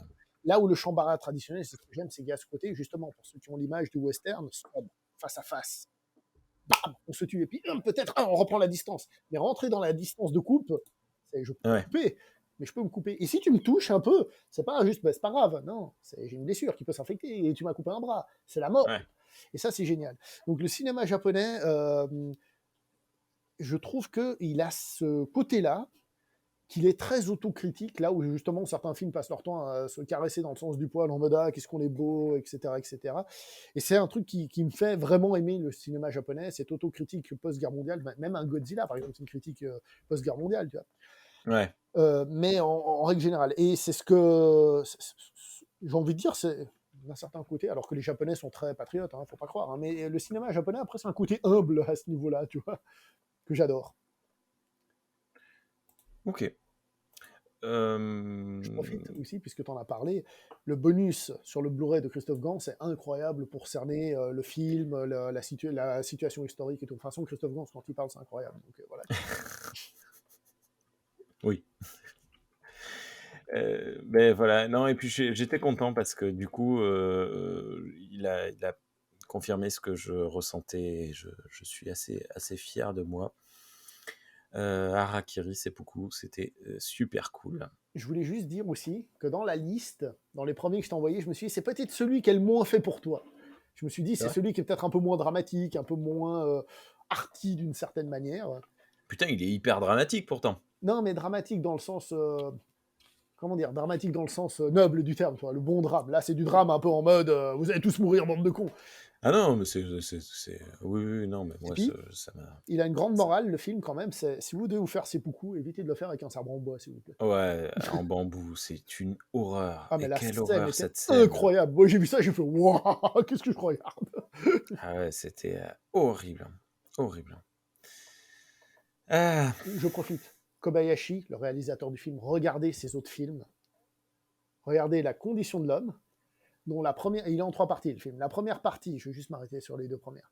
La première partie, c'est la liste de Schindler version japonaise, avant la sortie de la liste de Schindler. La deuxième partie, c'est Full Metal Jacket, avant la sortie de Full Metal Jacket. Et d'ailleurs, il y a même un truc qui fait croire que Kubrick l'aurait peut-être vu. C'est un faiseur de chefs-d'œuvre. Kobayashi, j'ai vu quelques films de lui, parce que sur toute la liste, il y en a très peu qui sont sortis chez nous. À chaque fois, c'est pas « ouais, c'est bien », c'est « j'ai vu le film ultime de l'humanité ». ok. Ouais, oui, c'est vrai que la liste est longue en plus. Ok. On arrive en l'an 2000. On retourne en l'an 2000. Et là, on va faire un truc. Je vais vous faire juste... tum, tum, tum, tum, tum, Qui Voilà, est tout une le monde a musique reconnu. de... Non, personne n'a reconnu, parce que si les gens reconnaissent, ils doivent savoir que ça vient d'un film japonais, à la base. Ah, alors attends. On Ah, y va dans une minute. On est en l'an 2000, un film de Wong Kar-wai. Vous avez tous et toutes reconnu. In the Mood for Love. Comment ça? hein. C'est avant d'être dans La In the musique Mood for s'appelle Love? Jumeiji Theme, en chez nous, on va dire. Je pense que la balle doit s'appeler autrement. Et en fait, c'est une musique qu'il a repris d'un film japonais comment il s'appelle, de Seijun Suzuki, qui s'appelle Jumeiji, qui est sorti d'ailleurs en Blu-ray dans la trilogie, je crois que ça Jumanji? s'appelle. Non, Non, pas pardon. Jumeiji. Désolé. Yumeiji. Et qui, comment s'appelle cette trilogie? Enfin, elle est sortie en Blu-ray chez Zoom. Zoom. Mais bon, ce sont des films assez chiants, je ne vous le cache pas, sauf si vous aimez bien le cinéma comment on appelle ça, bien d'auteur dans le stéréotype du cinéma d'auteur. C'est pas facile. Pourtant, c'est Jun Suzuki, il a fait des œuvres absolument incroyables, mais là, j'ai vraiment galéré. La trilogie Taisho, voilà, j'ai trouvé la trilogie Taisho. Et donc, cette musique vient de ce film de Suzuki. Et plein de fois, j'entends « Ah, c'est le thème de Wong Kar-wai !» Voilà. Ah ouais, mais bon. Donc il l'a vulgarisé, il l'a amené à tout le monde. Il a occidentalisé. Non, il l'a emmené chez nous, oui. Ouais, non, mais c'est juste. Résumé de IMDb que j'ai coupé parce que ça a révélé tout. Deux voisins se lient d'une amitié profonde lorsqu'ils soupçonnent les activités extra-conjugales de leur conjoint, joué par la superstar Tony Leung et par Maggie Cheung, les deux exceptionnels. Tony Leung qui a fait l'actualité là, il y a 2-3 jours, j'ai vu passer sur Internet. Il a gagné, c'est à Venise ou je sais plus où, il a gagné un prix pour toute sa carrière. Et, Alors qu'il est super jeune. Hein. il a l'air jeune parce qu'il est asiatique, c'est pour ça qu'il dit ça. Mais non, Quel non, âge il il est a? plus si jeune que ça. Mais depuis qu'il a fait Shang-Chi, il a prouvé au monde que c'est un acteur incroyable. ironie. Non, mais d'ailleurs, dans Shang-Chi, c'est le meilleur acteur du film, entre nous. Mais non, Tony Leung, c'est un acteur incroyablissime, hein, capable de jouer de tout. Il a fait de la comédie, de l'action, du drame. Non, c'est vraiment un excellent acteur. Donc il y a plusieurs Tony Leung dans le cinéma d'Hong Kong, hein, et lui, c'est Tony Leung Shuai. D'accord. Mais si Partout où par, je le vois, il est bon. mais si par hasard vous avez peur en disant zut, j'ai acheté un film avec l'autre, là, c'est pas Shuai, c'est Kafai, il n'y a pas de problème, il est aussi très bon acteur. Ça tombe bien. C'est bien Tony Leung qui joue dans les, les 2 films là, Kung Fu Hustle et comment il s'appelait, non, je me trompe? Kung Fu Hustle, c'est Stephen Chow, normalement, si tu parles de l'acteur principal, Stephen Chow. Ah non, c'est Stephen Chow, pardon. Non, j'ai dit une Mais bêtise. Alors non, tu l'as il vu, joue par dans exemple, Hero, tu l'as vu dans Les excellent, et Trois dans Royaumes. Infernal Affairs que j'ai découvert récemment et qui était un bonheur. Désolé, je dis des Et bêtises. tu l'as vu dans Les Trois Royaumes. Et dans Les Trois Royaumes, oui, c'est vrai. Pardon, désolé. Excellent, excellent. Voilà, il n'y a pas d'autre mot. Excellent, c'est bon, passons à autre chose. In the Mood for Love, Wong Kar-wai, j'ai l'impression que c'est 2 mots qui sont... cinéma, même pas cinéma asiatique, mais cinéma de manière générale. Tu entends très rapidement In the Mood for Love, Wong Kar-wai.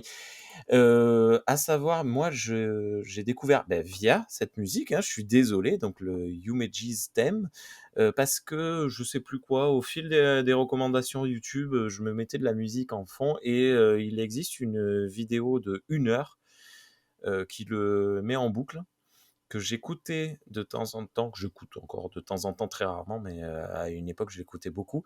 Et en fait, ce qui s'est passé, juste quand même pour la petite histoire, cette vidéo, elle est mise en image par un dessin d'un artiste chinois qui vit en France, qui s'appelle Xiao Xingjian, qui est également un auteur d'un livre que j'ai bien aimé, qui s'appelait La montagne de l'âme.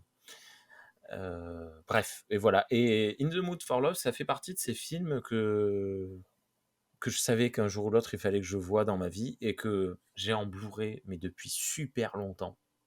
Un joli coffret en plus, que j'ai depuis super longtemps. Et je sais pas, j'avais jamais l'occasion. Déjà, un truc qui m'a vachement motivé, c'est que un jour, c'était pas là, mais un jour, j'ai regardé la quatrième et je vois durer 90 minutes. Je dis, ah putain, c'est court en fait, c'est pas, ça va pas être. Même si c'est chiant, quoi, ça va. 1 heure et demie, je peux sacrifier 1 heure et demie de ma vie pour un film. Bon, bref, voilà. Et donc il est assez court, n'en ayez pas peur. Et punaise, mais quel bonheur ce film. Waouh! À nouveau, hein, un petit peu de cruauté qui vient. Incroyable travail bon, de la mise en scène, l'art du filmage de pur, de l'image en elle-même, mais la mise en scène temporelle également. Il y a des ellipses. Il y a des moments où on croit qu'il y a des ellipses, mais c'est pas des ellipses. C'est pouah, quelle réalisation, c'est incroyable. Et j'ai kiffé ce film du début à la fin, sauf petite retenue vraiment sur la toute fin, quand il part en Thaïlande, changement de manière de filmer. Je- ouais, je sais pas trop comment exprimer, mais ouais, un petit truc qui m'a semblé clocher là-dessus, mais enfin bon, par rapport à tout ce qu'on a pris jusqu'à là, c'est pas bien grave. Ben, en fait, moi, c'est le film duquel j'aurais le plus de peine pour dire des choses, parce que je l'ai vu il y a très longtemps, pour être honnête. Mais il m'avait collé Ouais, une de ses tartes dans la gueule, quoi. ouais, Voilà. ouais. C'était un film, en plus, voilà, je me suis dit, toi, il y a un côté, ça, c'est un pur drame, tu vois. Alors, parmi les choses intéressantes à savoir sur Wong Kar-wai, c'est que Wong Kar-wai, il a une manière de filmer qui est très particulière. C'est-à-dire que le monsieur, il n'a pas vraiment de scénario. Il commence à tourner son film et après il se dit tiens, mais si le personnage faisait ça, ah bah tiens, on va le filmer. Et s'il faisait plutôt ça, bah tiens, on va le filmer. Et s'il faisait plutôt ça, ah bah tiens, on va le filmer. Donc tu vois, et après il se dit ah non, mais en fait cette idée là, je fais non, ça mais je continue avec cette ligne là. Pareil, plusieurs acteurs se sont déjà plaints d'être complètement paumés, de plus savoir où ils en étaient dans le film, plus savoir ce que racontait le film. Et c'est pour ça qu'il met beaucoup de temps à faire des films. D'accord. C'est aussi ce qui explique peut-être que, tu vois, le film, à la fin, tu as quand même l'impression qu'il est un peu, tu sais, il y a des trucs peut-être qui ne sont pas totalement, tu vois, ou tu as peut-être cette sensation de, comment dire ça, de, D'inachevé? ouais, Non? d'inachevé, soit tu te dis, ah, c'est un artiste, alors il veut nous faire comprendre des trucs, ou alors tu te dis, il y a peut-être des trucs qui sont un peu, tu sais, on passe d'un truc à l'autre qui peuvent paraître bizarres, mais la musique du film, qui vient d'un film japonais, certes, mais elle est incroyablissime, hein, je suis désolé. En plus, ça marche superbement bien, parce que tu as le ralenti quand ils se croisent dans les Ouais, escaliers, à donc ça chaque fois. marche les Mmh. pas. Oh là là, ça marque les pas, je veux dire. Oh là là, c'est incroyable. Les acteurs, ils sont à tomber. Ils sont à tomber. Et la mise en scène, comme tu as dit, en plus, c'est esthétique, mais il y a aussi un peu de recherche. C'est pas juste je refais les trucs classiques. C'est vraiment un film qui va chercher l'esthétique. Et après, ça, c'était mon interprétation, qui je sais n'est peut-être pas l'interprétation du film. Moi, j'ai beaucoup aimé le questionnement du film sur qu'est-ce que le véritable amour. Où est Ouais. l'amour dans le film? Parce que, en gros, c'est des gens qui se font cocufier. Et après, ils se disent, bon, parce qu'ils nous ont cocufié, peut-être qu'on va se cocufier aussi. Non, mais en gros, il y a une attirance qui se crée. Et il y a un peu cette question de qu'est-ce que l'amour? Est-ce que ce qu'on a vécu était vrai? Est-ce que c'était faux? Pour la petite histoire, je reviens au hein, Wong Kar-wai avait même prévu de faire jouer les amants des deux personnages principaux par les mêmes acteurs, mais inversés. Ah! Alors, je te laisse deviner le casse-tête, tu vois, il a dû tourner des scènes. Et d'ailleurs, je ne sais pas si tu te souviens, il y a une scène où tu crois que le personnage parle à son féminin Il parle y à a son mari. il y en a plein, il y en a Et, plusieurs, hein, scènes comme ça. en tout cas, il y Ouais, en a une qui m'a marqué, c'est pour ça. Et en ouais, fait, après, tu vois que c'est l'autre acteur. Et heureusement, ils ont ouais. l'autre été perdu, tu vois. Mais tu Et vois, c'est dire un peu voilà, les ça directions. c'est assez génial, ouais, il y a des moments où tu te dis: «Oh! Elle le confronte!» Ah ben, en fait, non, pas du tout, c'est incroyable. Mais vraiment, super cool, il joue à plein de trucs. Et d'ailleurs même, alors dans le résumé IMDb, j'étais un peu, quelque peu désolé de voir le mot «une amitié profonde», parce que ça sous-entend quand même que le mec qui a fait le résumé a pris, parti. Ouais. On ne sait pas où en est, leur relation, On ne sait pas si elle est réellement profonde. on sait on sait ah oui, d'ailleurs, chose à dire absolument, parce que sinon je vais me faire engueuler si je le dis pas. Mon épouse, elle le regardait. Mon épouse a fait, elle a pas fait des études de cinéma, mais il y avait un parcours cinéma dans ses études et pendant le film, elle me dit: «Mais il y a une suite à ce film, c'est 2046». C'est ça? 2046? 2048?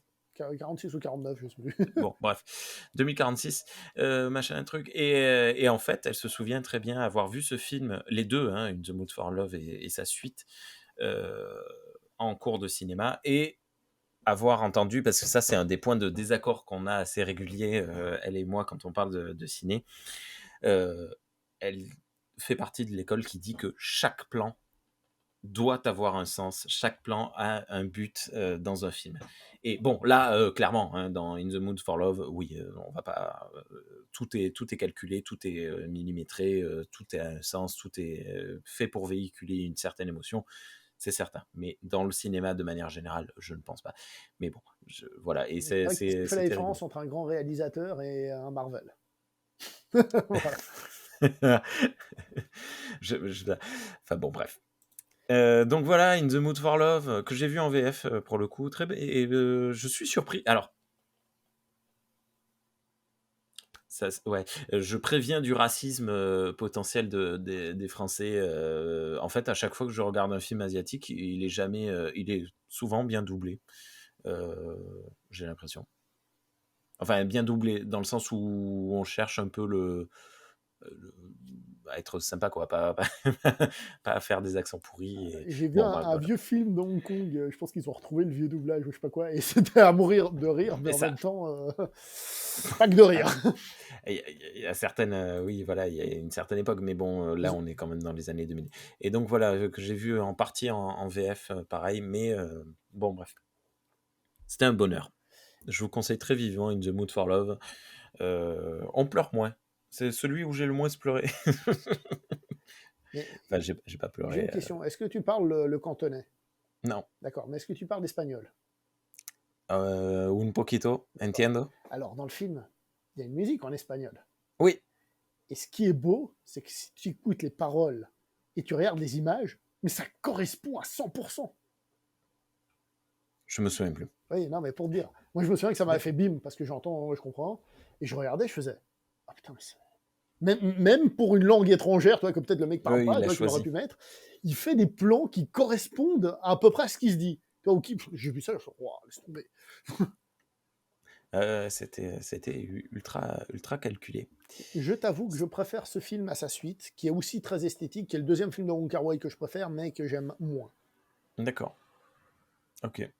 Ah oui, Je vais peut-être dire une bêtise, mais il y a un peu de lien entre Wong Kar-wai et Terrence Malick.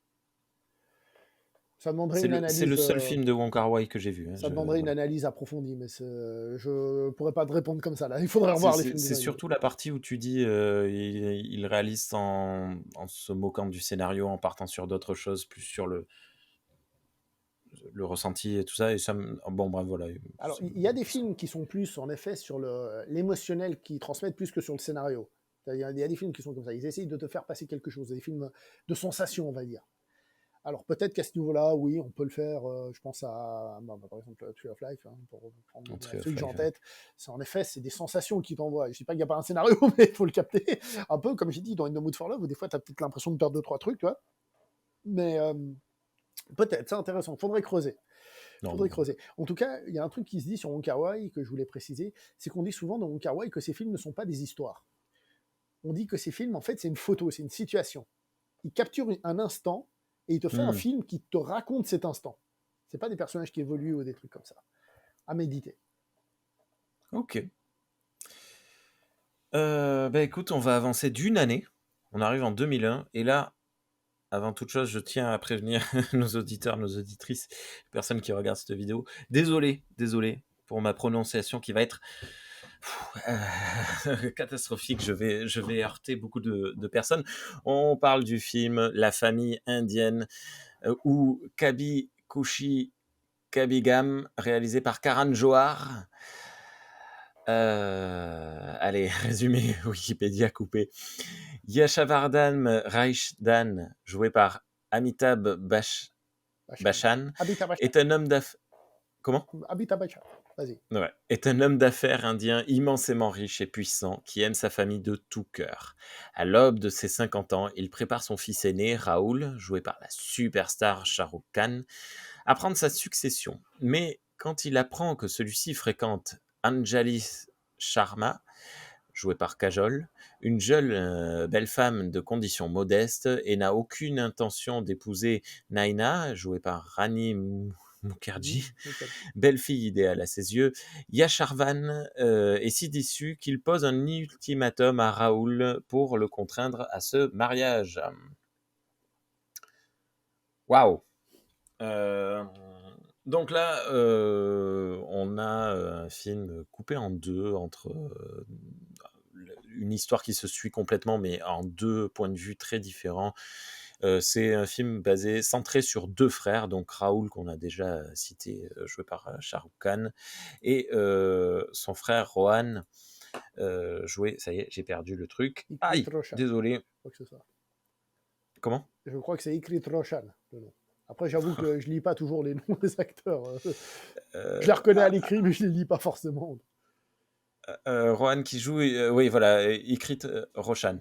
Deux frères, je sais même pas comment résumer cette histoire. En La fait, première partie, c'est ce que je viens de dire, et la deuxième, c'est le frère qui arrive et tu qui viens de, essaye de rabobocher tu viens de son dire un fils, truc incroyable. Je ne sais le pas fils. comment résumer cette histoire. Parce que ça, c'est une des forces du cinéma indien, c'est que c'est Ah un ouais. cinéma total. C'est-à-dire, il va te mettre du rire, du drame, de l'aventure. Enfin, il va te mettre de tout. Ouais. Et en fait, tu sors de ces films, tu dis, j'ai vécu une expérience complète, quoi. C'est du cinéma total. Vas-y, je te laisse Hmm. continuer. Ah, mais c'est exactement ça. T'as l'impression de regarder une série d'une saison en 3h20. Bon, ça fait la durée d'une série d'une saison, mini-série, mais euh, et donc voilà, le Rohan qui veut tout faire pour rabibocher son frère et son père, entrecoupé d'un espèce de drama. Alors quand je vais le raconter, tout le monde va se dire mais c'est quoi, n'importe quoi. On apprend que un des deux frères est en fait adopté et que lui le savait, mais que l'autre frère ne le savait pas. pourquoi on apprend ça? Ça n'a pas forcément de bien parce que en fait, si le père destitue le premier frère, et il utilise ce mot: «Tu n'es pas mon fils», mais en fait, si, c'est quand même son fils. Ça c'est du drame incroyable. Il y a des histoires d'amour dans tous les sens. Tout le monde est beau, tout le monde est beau, tout le monde est amoureux, tout le monde, n'est qu'amour, c'est ça, hein, le père, n'est qu'amour au final, la mère n'est qu'amour, mais alors là, amour, débordant, dégueulant d'amour, hein. Tout le monde est extrêmement bon dans son rôle. Hem, voilà, tu parlais de je rebondis, juste, à l'instant du fait qu'on ne peut pas résumer. J'ai vu très peu de films indiens, mais en effet, c'est le cas, Triple R, je peux pas le résumer, Bahubali, je peux pas le résumer, KGF, je ne peux pas le résumer, mais enfin bon, voilà. Et d'ailleurs, avant de partir, parce que pour le coup, ce film, mon épouse ne l'a pas vu, je lui ai dit: «Mais tu devrais le mettre». Alors il est sur Netflix, tu devrais te le mettre et à chaque danse, tu coupes parce qu'elle, elle regarde beaucoup de séries et donc elle a, 5 ou 6 séries qu'elle regarde en même temps. Elle se fait un épisode, par soir jusqu'à ce qu'elle s'endorme et je me disais: «Tu te mets, ce film, La famille indienne et à chaque danse, dès que la danse est finie, tu coupes et ça te fait un épisode et le lendemain, tu regardes la suite». Les danses sont super cool, sauf au milieu du film, donc le changement de paradigme, donc la première partie du film se passe en Inde, alors je ne sais pas où, à New Delhi, peut-être? Non, En Inde. je en Inde, je sais Ouais. plus et c'est dit plein de fois, là où ça se passe, mais bon Mumbai, bref, peut-être. voilà. Et la deuxième partie se passe à Londres et le démarrage de Londres, ouf, là il faut s'accrocher parce que là, la cascade elle est réalisée, sans câble, hein, et sans filet. Il y a un changement de costume et un changement de rythme qui est quand même, il faut se réadapter dans le film, hein. Moi, j'ai eu un démarrage, je me suis dit: «Oh, attends, on est dans Clueless là, on est» je sais pas si tu connais cette série? Je voilà, c'est une série des années, 2000, qui se passait dans un alors c'était aux États-Unis, mais dans une école de grands riches, mais extrêmement riches et les filles étaient toutes habillées comme ça, en rose et en jaune, et c'était une série comique, hein, ils se moquaient de ça. J'étais: «Ah mais waouh, c'est chaud, quoi». Voilà, donc j'ai eu beaucoup de mal avec ça, mais ça dure 10 minutes. Sur 3h20, on peut accorder 10 minutes à un film. Et qu'est-ce que j'ai pleuré. Et qu'est-ce que j'ai pleuré. J'ai mis un après-midi entier à regarder le film. Ça a été pas mal découpé parce qu'il se trouvait que ce jour-là, je devais garder mes enfants. Je me suis dit, je pense que celui-là, il n'y aura pas de particulièrement de violence. Je pense pas que ça a l'air d'être le truc, donc je vais me le mettre. J'avais mes 3 enfants, et voilà, donc ça venait, ça repartait, je racontais ce qui se passait parce que le film n'existe qu'en version originale sous-titrée. Il n'a pas été traduit en français Il y à a une l'audio. VF qui existe, mais C'est vrai? oui, il était passé à la télé et puis moi j'ai le DVD, il y a la VF dessus. D'accord. Ah OK. Bon, pourquoi bon, bah, c'est une question de droit, on s'en moque. De toute façon, c'est la langue indienne est super cool, mais toutes les langues sont super cool. Je vais pas rentrer là-dedans, je me mets moi-même les pieds dans le tapis, c'est incroyable. Hem Je sais plus ce que je disais. Et alors, combien de fois j'ai pris mon fils dans les bras, je lui disais, mais tu vois, ça, je te le ferai jamais. J'ai pleuré. J'ai pris ma fille dans mes bras. Tu vois, ça, je te le ferai jamais. J'ai pleuré. Et là, qu'est-ce qu'elle dit, la maman? Elle lui dit à son fils qu'elle l'aime. Mais oui, évidemment qu'elle l'aime. Et j'ai chialé pendant 3h20 de ma vie. J'ai chialé une après-midi entière parce qu'à chaque fois que je mettais pause, c'était pour pleurer pendant que je faisais les tartines au Nutella. Ah là là là là, mais quel film, mais quel film! On passe par toutes les émotions, on rit beaucoup aussi, hein, alors ouais, bon, l'humour, bon, un peu, particulier, mais bon, on rit pas mal. Voilà. Pourquoi la famille indienne? Bah, en fait, si je t'ai proposé La famille indienne, justement, je savais pas ce que tu avais vu, je me suis dit RRR, beaucoup en ont parlé, tout ça, il a des chances, Ah mais oui, je me c'est suis dit, La film famille de la indienne, décennie. c'est un peu le Bollywood classique pour commencer. Tu vois, c'est genre tu connais rien, regarde ça. Alors pour D'accord. beaucoup, c'est peut-être un peu, même pour les fans de Bollywood, dire ça, ouais, mais parce que toi, tu lui montres un peu le stéréotype, la comédie romantique musicale, ouais, mais quand c'est à ce niveau-là. Les comédies romantiques, c'est de la merde. Les comédies musicales, c'est de la merde. C'est pour les filles. Regardez des films indiens et fermez vos gueules. Voilà ce que je vous dis. Apprenez à regarder. C'est pas si vous regardez des films de merde, en fait. J'aime pas les comédies musicales, c'est parce que tu regardes de la merde. Voilà, c'est ça la réponse. Non, mais vraiment, je le pense sincèrement. Combien m'ont dit, je déteste les comédies musicales à part La La Land. En gros, ça veut dire que tu regardes que de la merde à part ça. Non, mais je veux dire que si tu fais l'effort de voir les vrais bons films, tu trouveras des pépites. Oui, quel Et que donc, soit le le genre, c'est pour ça que moi, il n'y a plus de genre que je dis que j'aime pas, parce qu'en fait, c'est une question de bon film. Si le film, il est bien, c'est tout. ouais, Alors, d'abord, un petit mot sur les chorégraphies de danse, qui sont incroyables. Là où le cinéma qui de sont Hong Kong, super c'est cool. les spécialistes du kung-fu, bah là, c'est la danse, la chorégraphie, elle est toujours folle, hein. Regardez une comédie musicale américaine, vous allez faire ah ouais, c'est pas ouf en fait, en comparaison. Ça fait mal de découvrir certains films et certains pays, je vous jure. Après, vous voyez plus le cinéma américain de la même manière, Ouais. c'est assez frustrant parfois. Euh, Ensuite, pourquoi la famille indienne? Parce que justement, c'est un petit film total. Tu vois. Alors, il est en deux parties. Il faut savoir qu'en Inde, au milieu du film, tu as l'intermission qui dure normalement un quart d'heure. Mmh. C'est-à-dire une pause d'un quart d'heure. Alors, ça dépend des montages qu'on a chez nous. Des fois, c'est même pas indiqué. Tu le comprends quand tu sais que tu as la moitié du film et que tu as le plan un peu. Le zoom, Et oui, oui, la voilà, musique. ça tu un cliffhanger de Voilà. malade mental. Normalement, en Inde, il y a une coupure et il y a 15 minutes de pause. Vous savez, c'est ce vieux truc qu'on appelait l'entracte chez nous. Là. Et en fait, là, les gens, ils mangent et tout, et puis ils reprennent. C'est pour ça qu'il y a un décalage. Tu vois, c'est un peu deux films en un. Il y a souvent une différence entre la première et la deuxième partie. Pas colossale, mais il y a souvent une petite différence de ton ou de ce qui se passe. Et là, bon, tu as vraiment le flashback au début qui dure 1 heure et demie. Hein. Toi, tu te dis, c'est pas le petit flashback. Mais là, pour le coup, ça m'a rappelé Bahubali, hein, qui arrive 20 ans plus tard, mais la moitié de Bahubali, c'est un gros flashback.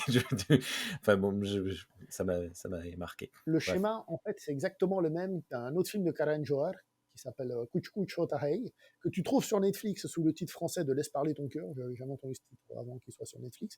Ok. D'ailleurs, le personnage s'appelle Rahul et Anjali aussi, tu vois. Donc, Ah, là, il y a des petits liens. Mais ça, c'est Bollywood. C'est que le cinéma indien se fait des références à lui-même. Tu vois, il y a des fois, tu as des guest stars qui arrivent.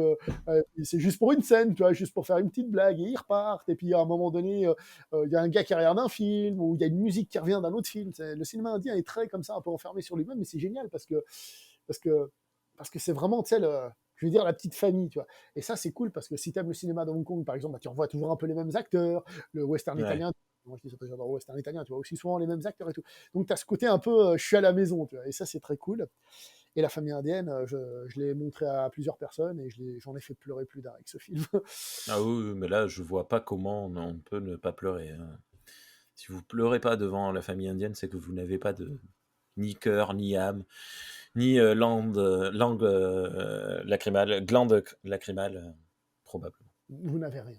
Non, mais après, le cinéma indien, c'est vrai que c'est quand même un pli qu'il faut prendre. C'est-à-dire que c'est particulier. C'est-à-dire si tu rentres pas dedans, tu peux trouver ça nul. Oui. Mais là, vu que l'expérience, c'est quand même de se plier à ce qui t'est offert en face. C'est-à-dire d'oser Mm. se donner à ce qui est offert en face et non pas le juger en mode bon, qu'est-ce que tu m'apportes? Si la personne qui regarde un film comme ça, il se dit pas ah ben je vais voir ce que ce cinéma a à m'offrir. Et Oui. je vais un peu en mode bon, vas-y, montre-moi ce que tu sais faire, tu sais, un peu avec comme si tu étais à l'école en train de noter un oral, tu vois. Ça va pas le faire. Mais le cinéma indien, si tu t'abandonnes à lui, si tu t'abandonnes à lui, en fait, il va t'emmener de manière niaise, de manière stéréotypée, avec des gens habillés en couleur et tout ce que tu as dit là. Il va t'emmener comme ça dans un univers. Tout à l'heure, tu as parlé de sensations pures. Et ben, je dirais que c'est presque ça. Il va t'emmener au pays du sentiment. il- Ouais. il- il- pour moi, c'est des films, tu vois, qui, en fait, quand tu vas voir un film, tu as ta garde comme ça, vas-y, fais-moi rire, c'est une comédie, tu vois. Et en fait, le cinéma indien, il te fait. Et toi, tu es là, qu'est-ce qui Que se m'arrive? passe-t-il? Ouais. Et puis en plus, tu as, un peu plein de méga stars là-dedans, comme tu as dit, ils sont tous très beaux, ça joue beaucoup là-dessus. Hein. Mon ex qui habitait en Inde me disait qu'ils ne sont pas aussi déshabillés que ça en Inde, hein, normalement. Vraiment pas. Oui, mais c'est un film, ça. Oui, et c'est aussi ce côté rêve qu'ils ont là-bas. C'est-à-dire ça ne représente pas une réalité, mais voilà, en plus, tu as vu, hein, tu es dans une famille riche et tout, pas tous Voilà. aussi friki que ça. Et gros point fort, je sais pas ce que tu as pensé de ça, mais des musiques, c'est que tu as beau pas parler hindi, à la fin de la musique, enfin, à la moitié de la musique, tu connais le refrain et tu es capable, Ouais. tu as envie de le chantonner avec eux, alors que tu comprends pas un mot. Les refrains étaient très forts. Alors petite note, sur les danses et les chansons, du coup, comme je l'ai déjà dit, je n'ai aucune connaissance du cinéma indien, pour le coup, à part les 3 films que j'ai vus. J'ai l'impression qu'il y avait une structure dans les danses et les chansons. À chaque fois, elles servaient de résumé des quelques scènes que l'on venait de passer et d'amorce pour les scènes suivantes. Alors sans doute, mais globalement, ce qu'il y a de bien, c'est que ce sont des scènes qui racontent quelque chose aussi. Tu vois, par exemple, c'est une Oui. discussion. Des fois, c'est une discussion, mais qui se fait sous forme de danse, tu vois, plutôt que taper une scène. Tu vois. Oui, Et, oui, oui. et bon, si tu as vu RRR, la scène de danse dans RRR, il n'y en a qu'une, hein, mais elle est incroyable. Hein. La scène de danse est incroyable, mais les chansons, la chanson lors du fouettage en public est incroyable Oui, aussi. mais ça, c'est un peu le nouveau cinéma indien, c'est-à-dire ils mettent moins de chansons. Celui que je t'ai montré, c'est vraiment du classique, tu vois, comédie musicale avec beaucoup de. Je sais pas, je crois qu'il y en a 6, 12. Et en plus, elle dure 6 minutes, hein, c'est pas une minute comme dans certains films américains, hein, ça prend son temps. Hein. Mais c'est pour ça qu'après, tu as les musiques en tête. Je veux dire, si tu regardes pas ces films et tu finis pas par. Kabi Kushi Kabi, comme t'as raté ta vie, tu vois. Je veux dire. Euh, le cinéma indien actuel est toujours très musical, mais de ce que j'ai vu, hein, je ne suis pas un expert, je ne les ai pas tous vus, mais tu as peut-être une scène de danse, toi, maintenant. C'est un peu plus. Ils sont sortis un peu de ce stéréotype-là, qui est dommage pour moi. Ça n'empêche pas que je vais aller voir un film indien vendredi au cinéma et que je vais être très heureux, tu vois. Avec Shah Rukh Khan en plus. Bon, il sera pas là, hein, mais il sera derrière l'écran, il pourra pas se vanter de m'avoir connu, le pauvre. Voilà, non, moi je trouve que le cinéma indien, c'est. Le problème du cinéma indien, c'est que quand tu le vends à des gens, surtout à des mecs, tu vois, tu leur dis, écoute, regarde ce film, c'est quoi? C'est une comédie romantique. Déjà, le gars, il te regarde, t'as déjà perdu, hein, c'est déjà game over. Et tu dis, ouais, en plus, c'est une comédie musicale. Le mec, il te regarde, il fait, bon, écoute, Superfoot, c'est là-bas. Hein. Tu fais, ok, d'accord. Et tu lui dis, non, mais tu comprends pas, c'est hyper coloré, il y a des danses. Je veux dire, sur le papier, t'as aucune chance de gagner la bataille. Ouais. Mais fais l'effort. Essaye de, voire même, soit pas avec d'autres personnes, peut-être, soit tout seul, pas avec des potes, machin. Regarde-le et laisse-toi séduire par ce que tu vois. Et si ça fonctionne, tu découvriras que la manière que tu as de voir, mais ça c'est presque pour tous les films asiatiques duquel on a parlé, hein, mais la manière que tu as de voir le cinéma à l'occidental, à l'américaine, parce que déjà entre le cinéma français et le cinéma américain c'est très différent, hein, même si certains gueulent en France parce qu'ils veulent que ce soit le cinéma américain, autre chose, bon bref, autre débat. Euh, si tu te laisses séduire, tu te rendras compte qu'il y a des cinémas qui n'ont pas les mêmes priorités que le cinéma américain. Priorité, je veux dire, dans la manière de présenter une histoire. Ils ont une autre Ouais. manière de te la présenter, dans la manière de la mettre en scène, dans ce que c'est qu'un bon sentiment. C'est d'autres visions du cinéma. Je dis pas que l'une est meilleure que l'autre. Je dis que tu as plus de choix. Hein. C'est comme les restaurants. Si tu as des restaurants asiatiques et des restaurants sud-américains, c'est pas pour rien, c'est parce que tu as le choix. Et t'en profites. C'est pareil, le cinéma. Tu vois, c'est vrai con de bouffer que d'hamburgers. Hein, Eh oui. même si c'est d'origine allemande. Bref, je disais. Ça Je vient disais. d'Hambourg. Bah oui, C'est même pas allemand. hein, c'est pas Hambourg. Hambourg, c'est pas allemand. Si, Oui, un petit peu quand même. Donc je disais, cours de géographie. Hein. Bref, nous disions, euh, il faut se laisser je suis séduire désolé. parce que le film te propose. Et si tu y arrives vraiment, si la clé, et c'est pas un sous-entendu sexuel, si la clé arrive à ouvrir ta serrure, voilà, j'attends qu'il À se ouvrir la serrure de ton cœur. voilà, oh, c'est beau ça. Si la clé arrive à ouvrir la serrure de ton cœur, eh ben, tu diras, Ouais, mais il y a ça, il y a pas le moindre cynisme dans ce qui est réalisé, ce qui est montré à l'écran. Moi, j'ai beaucoup pensé aux dramas sud-américains et espagnols qu'on a pu voir, jusqu'à assez récemment, en plus au format série, mais avec des gens qui se mettent à pleurer d'un coup à l'écran comme ça et tu te dis: «Wow, wow, calmos!» Là, c'était exactement ça. Ouais, ouais, c'est assez génial. Voilà, sauf que voilà. les novellas, franchement, les télénovellas, tu les regardes, tu te dis pas, ou laisse-le ouvrir la clé de ton cœur. Non, non, non, Tu non. fais, oh là là, mon Dieu de Non, misère. c'est 100 fois mieux. Ça, on Enfin, dit ça. Moi, j'aime pas. comme on l'a Hein. dit tout à l'heure, on n'a peut-être pas vu les bons, hein, c'est Ouais. pour ça, les Moi, bonnes j'ai vu ceux qui télé, passaient à la novelas. télé. Hein. C'est déjà assez difficile. Ouais, Du coup, en plus, ça, c'est assez incroyable. Donc j'ai partagé parce que, je pense que tu l'avais remarqué, je partage sur les réseaux sociaux les films que je regarde et dans la foulée alors attends, il faut que je retrouve cette conversation absolument incroyable. Dans la foulée d'avoir, partagé ça, j'ai une amie qui m'a envoyé une liste, mais de malade mental. Où est-elle?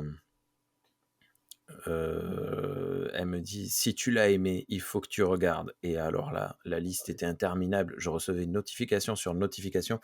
Évidemment, c'est ça le truc. Bon bref, je vais pas le retrouver, c'était il y a quelques jours, donc ça va être trop long et pas très intéressant, désolé. Mais voilà, tu as tout ça, c'est Obi-Wan qui dit, «Welcome to a much, larger world», ou je sais plus quoi, Obi-Wan qui dit, dans «Bienvenue dans le monde réel», c'est ça? ouais, ouais. Ah oui aussi, tiens, tu ça. Donc voilà, non mais j'ai très hâte. C'était, beh, pour le coup, c'était la découverte dans la découverte pour moi puisque, beh, j'avais déjà vu des films, chinois, j'avais déjà vu des films japonais, hongkongais, coréens, mais là, j'ai pris une claquasse dans la claquasse. Merci beaucoup. Et donc, je Hem, profite aussi pour dire que, j'ai essayé de prendre des genres qui étaient, bon, qui étaient plus ou moins typiques de ces pays. Comme j'ai dit, le drame pour la Corée, la comédie musicale pour l'Inde, le Shambara pour le Japon, ça c'est sûr et certain. Pour Hong Kong, bon, là j'étais un peu plus versatile, encore une fois on utilise des termes, tu vois, avec The Killer, mais comme j'ai dit, ça s'inspire de Wu Xiapian et tout, c'est que le Heroic Bloodshed, c'est l'équivalent à peu près du Heroic Bloodshed, ce serait le body movie aux États-Unis, mais c'est quand même vachement différent, tu vois. d'accord. Oui, d'ailleurs, il y a une vibe, hein, très buddy movie à la fin de, The Killer, hein. Ouais, pour ça, c'est un peu l'équivalent, sauf que, tu vois, The Killer et tous les films du genre ont été perçus comme pouvant être homosexuels. Alors pour certains, c'est clairement Oh là homosexuel, là. pour d'autres, c'est une interprétation. Bon, dans The Killer, il y a une histoire d'amour, donc voilà.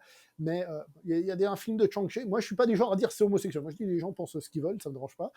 Chacun interprète le film que. Mais il y a un film de Chang-Chi, tu dis ouais, là, quand même, l'interprétation va quand même vachement dans un sens. mais parce que j'aime bien aussi la notion de, tu sais, de frères, d'armes, tu vois, des gens qui se respectent. On Mmh. peut aussi de potes avec des mecs, hein, vous savez. Euh, bref, tout ça pour dire que j'ai essayé de prendre quand même des choses qui étaient assez spécifiques à chaque pays, malgré évidemment des influences, comme on l'a déjà dit. Ouais. La famille indienne, à chaque fois que j'essayais de retenir mes larmes, je n'y parvenais pas. Je me disais: «Non mais, c'est bon, c'est des gros bourgeois, qui ont des problèmes de bourgeois là, c'est bon, arrête de te préoccuper». Mais ça marche pas du tout.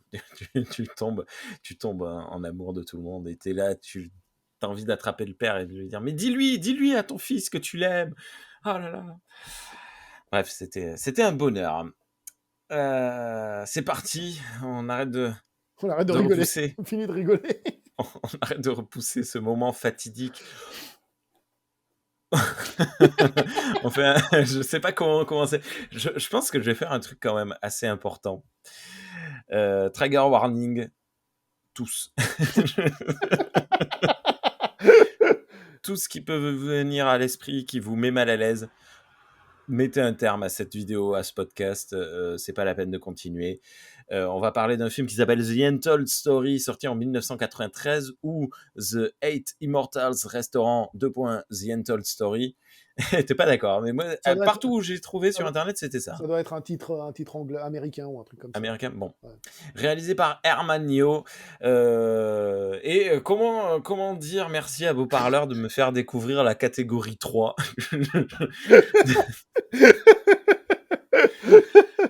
Waouh. Tu en passes de la famille indienne à la catégorie 3 là. Alors déjà pour le résumé, j'ai pas pris le résumé Wikipédia parce que c'était pas possible, parce que c'était pas un synopsis, c'était un résumé. J'ai pas pris non plus le synopsis de IMDb parce que c'était pas possible, c'était irrésumable. J'ai dû prendre un commentaire sur IMDb que j'ai retraduit qui dit: Lorsque des restes humains pourris échouent sur une plage de Macao, la police est envoyée pour enquêter. Leur recherche les conduit au restaurant des Huit Immortels et à son propriétaire Wong Chi-Hang, joué par la superstar Anthony Wong. Mais il semble que Wong mente. Ah, c'est marrant, dans ma traduction, j'ai marqué menthe comme la menthe, la plante. Qu'est-ce que j'ai fait? Sur le fait d'être propriétaire du restaurant, ce qui amène les flics à penser que Wong cache des informations. You don't say, des informations à cacher, ouais. Oui, c'est un résumé gentil. C'est très gentil. Voilà, ne regardez pas ce film. Vous qui rentrez ici, perdez tout espoir, mais vraiment.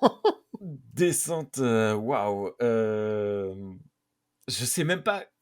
Je sais pas comment aborder le film. Alors, c'est dégueulasse. Et le film est coupé en deux parties. Alors, il est pas très long, hein.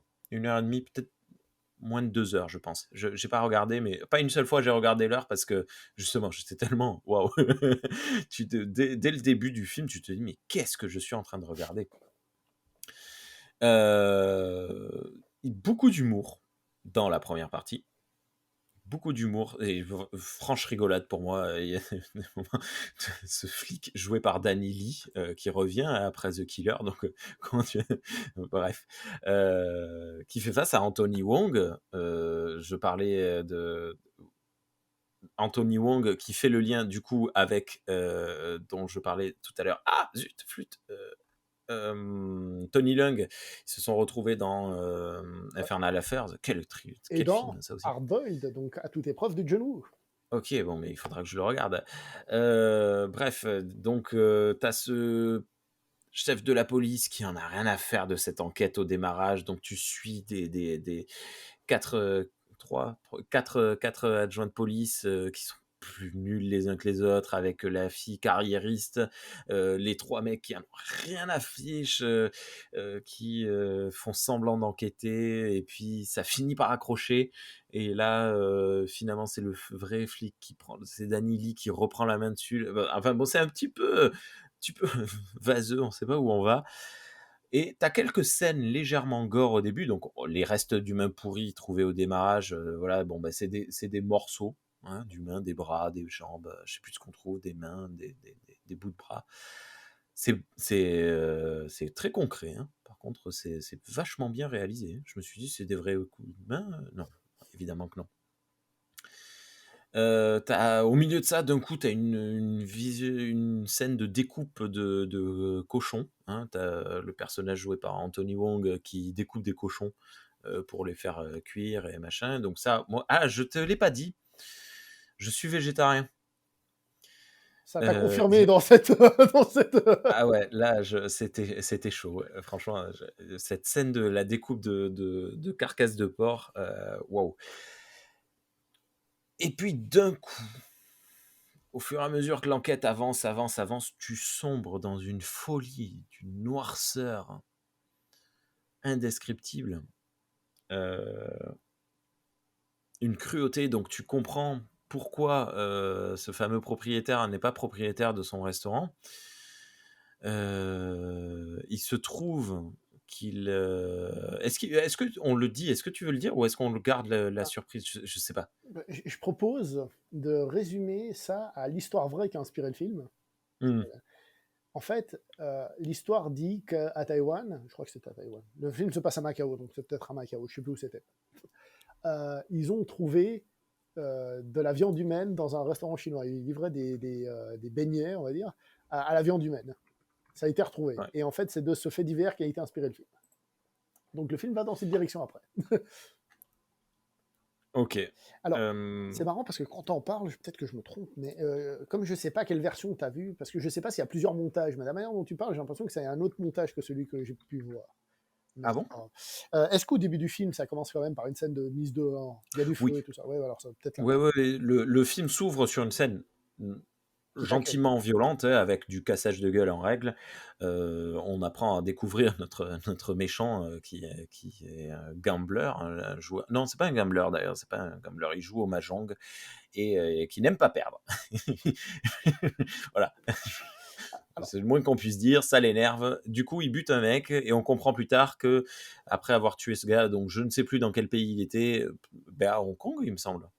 Je me rappelle plus Il du début, part mais après, la suite, c'est à Macao, si je dis pas de conneries. ouais, voilà et il part à Macao. D'ailleurs, on voit beaucoup de trucs portugais, ça, c'est p petite surprise pour moi, je me Macao, suis dit: «Tiens» caralho, Macao, voilà c'est une et colonie ouais, portugaise. voilà, Ah. ça fait du bien, tu vois? Pareil, c'est des trucs que tu t'attends pas forcément à voir quand tu regardes un film, asiatique, tiens, il y a du portugais au milieu. Hem et donc voilà et donc ce mec, il se trouve qu'il a tué toute une famille et donc voilà, la découverte de la catégorie 3 donc de l'infanticide, merci, du viol, merci, du du massacre à ne plus quoi savoir, en faire, de l'urine, beaucoup d'urine. Ça coûte pas cher. Ouais. Ça coûte pas cher à produire. Beaucoup d'urine, je bon, voilà et puis tu te retrouves donc ce mec qui part en prison, mais qui veut pas avouer et du coup, il faut qu'il se fasse casser la gueule pour finir par avouer et là, très étrangement, tu te mets à ressentir De l'empathie. de l'empathie pour cette raclure de fond de chiottes et donc tu te sens sale de ressentir de l'empathie pour cette merde. C'est catastrophique. Mais qu'est-ce que tu m'as fait voir? Je pense Je que c'est un film crois qui représente bien l'esprit Star Trek, c'est pour ça que je voulais Ouais, totalement, ouais, ouais, ouais, carrément. Je crois qu'à cette heure,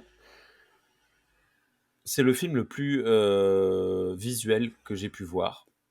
Pourtant, j'ai vu À l'intérieur, j'ai vu Frontières, qu'est-ce que j'ai vu d'autre de dégueulasse? Je sais pas, j'en ai vu, hein, des films dégueulasses, mais là, c'était tendax quand même, hein, mais je te remercie quand même, hein, parce que du coup, ce qui s'est passé, c'est que quand j'ai fini ce film, il était 1 heure du matin. Je me suis mis triple R pour j'avais besoin d'un vent de fraîcheur. donc tu fini à 4 heures du matin. Oui, je me suis couché à 4 heures du matin, mais c'est pas grave, le lendemain je travaillais, mais c'est pas grave, tu vois? Je suis passé à autre chose.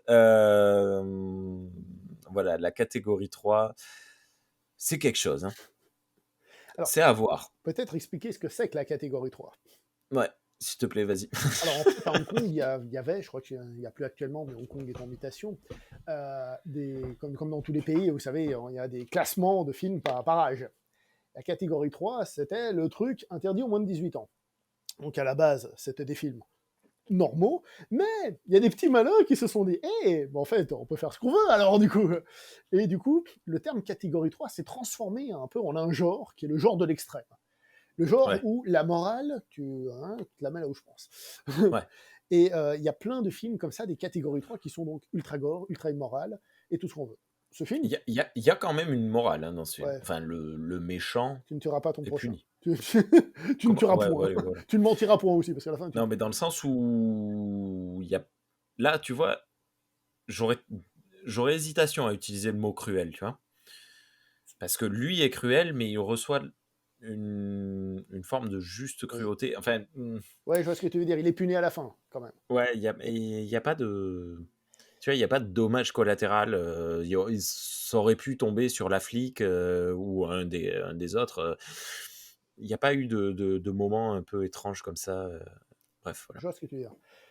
Donc la catégorie 3 des films extrêmes, personnellement, je vous avoue que c'est pas forcément des films que je kiffe.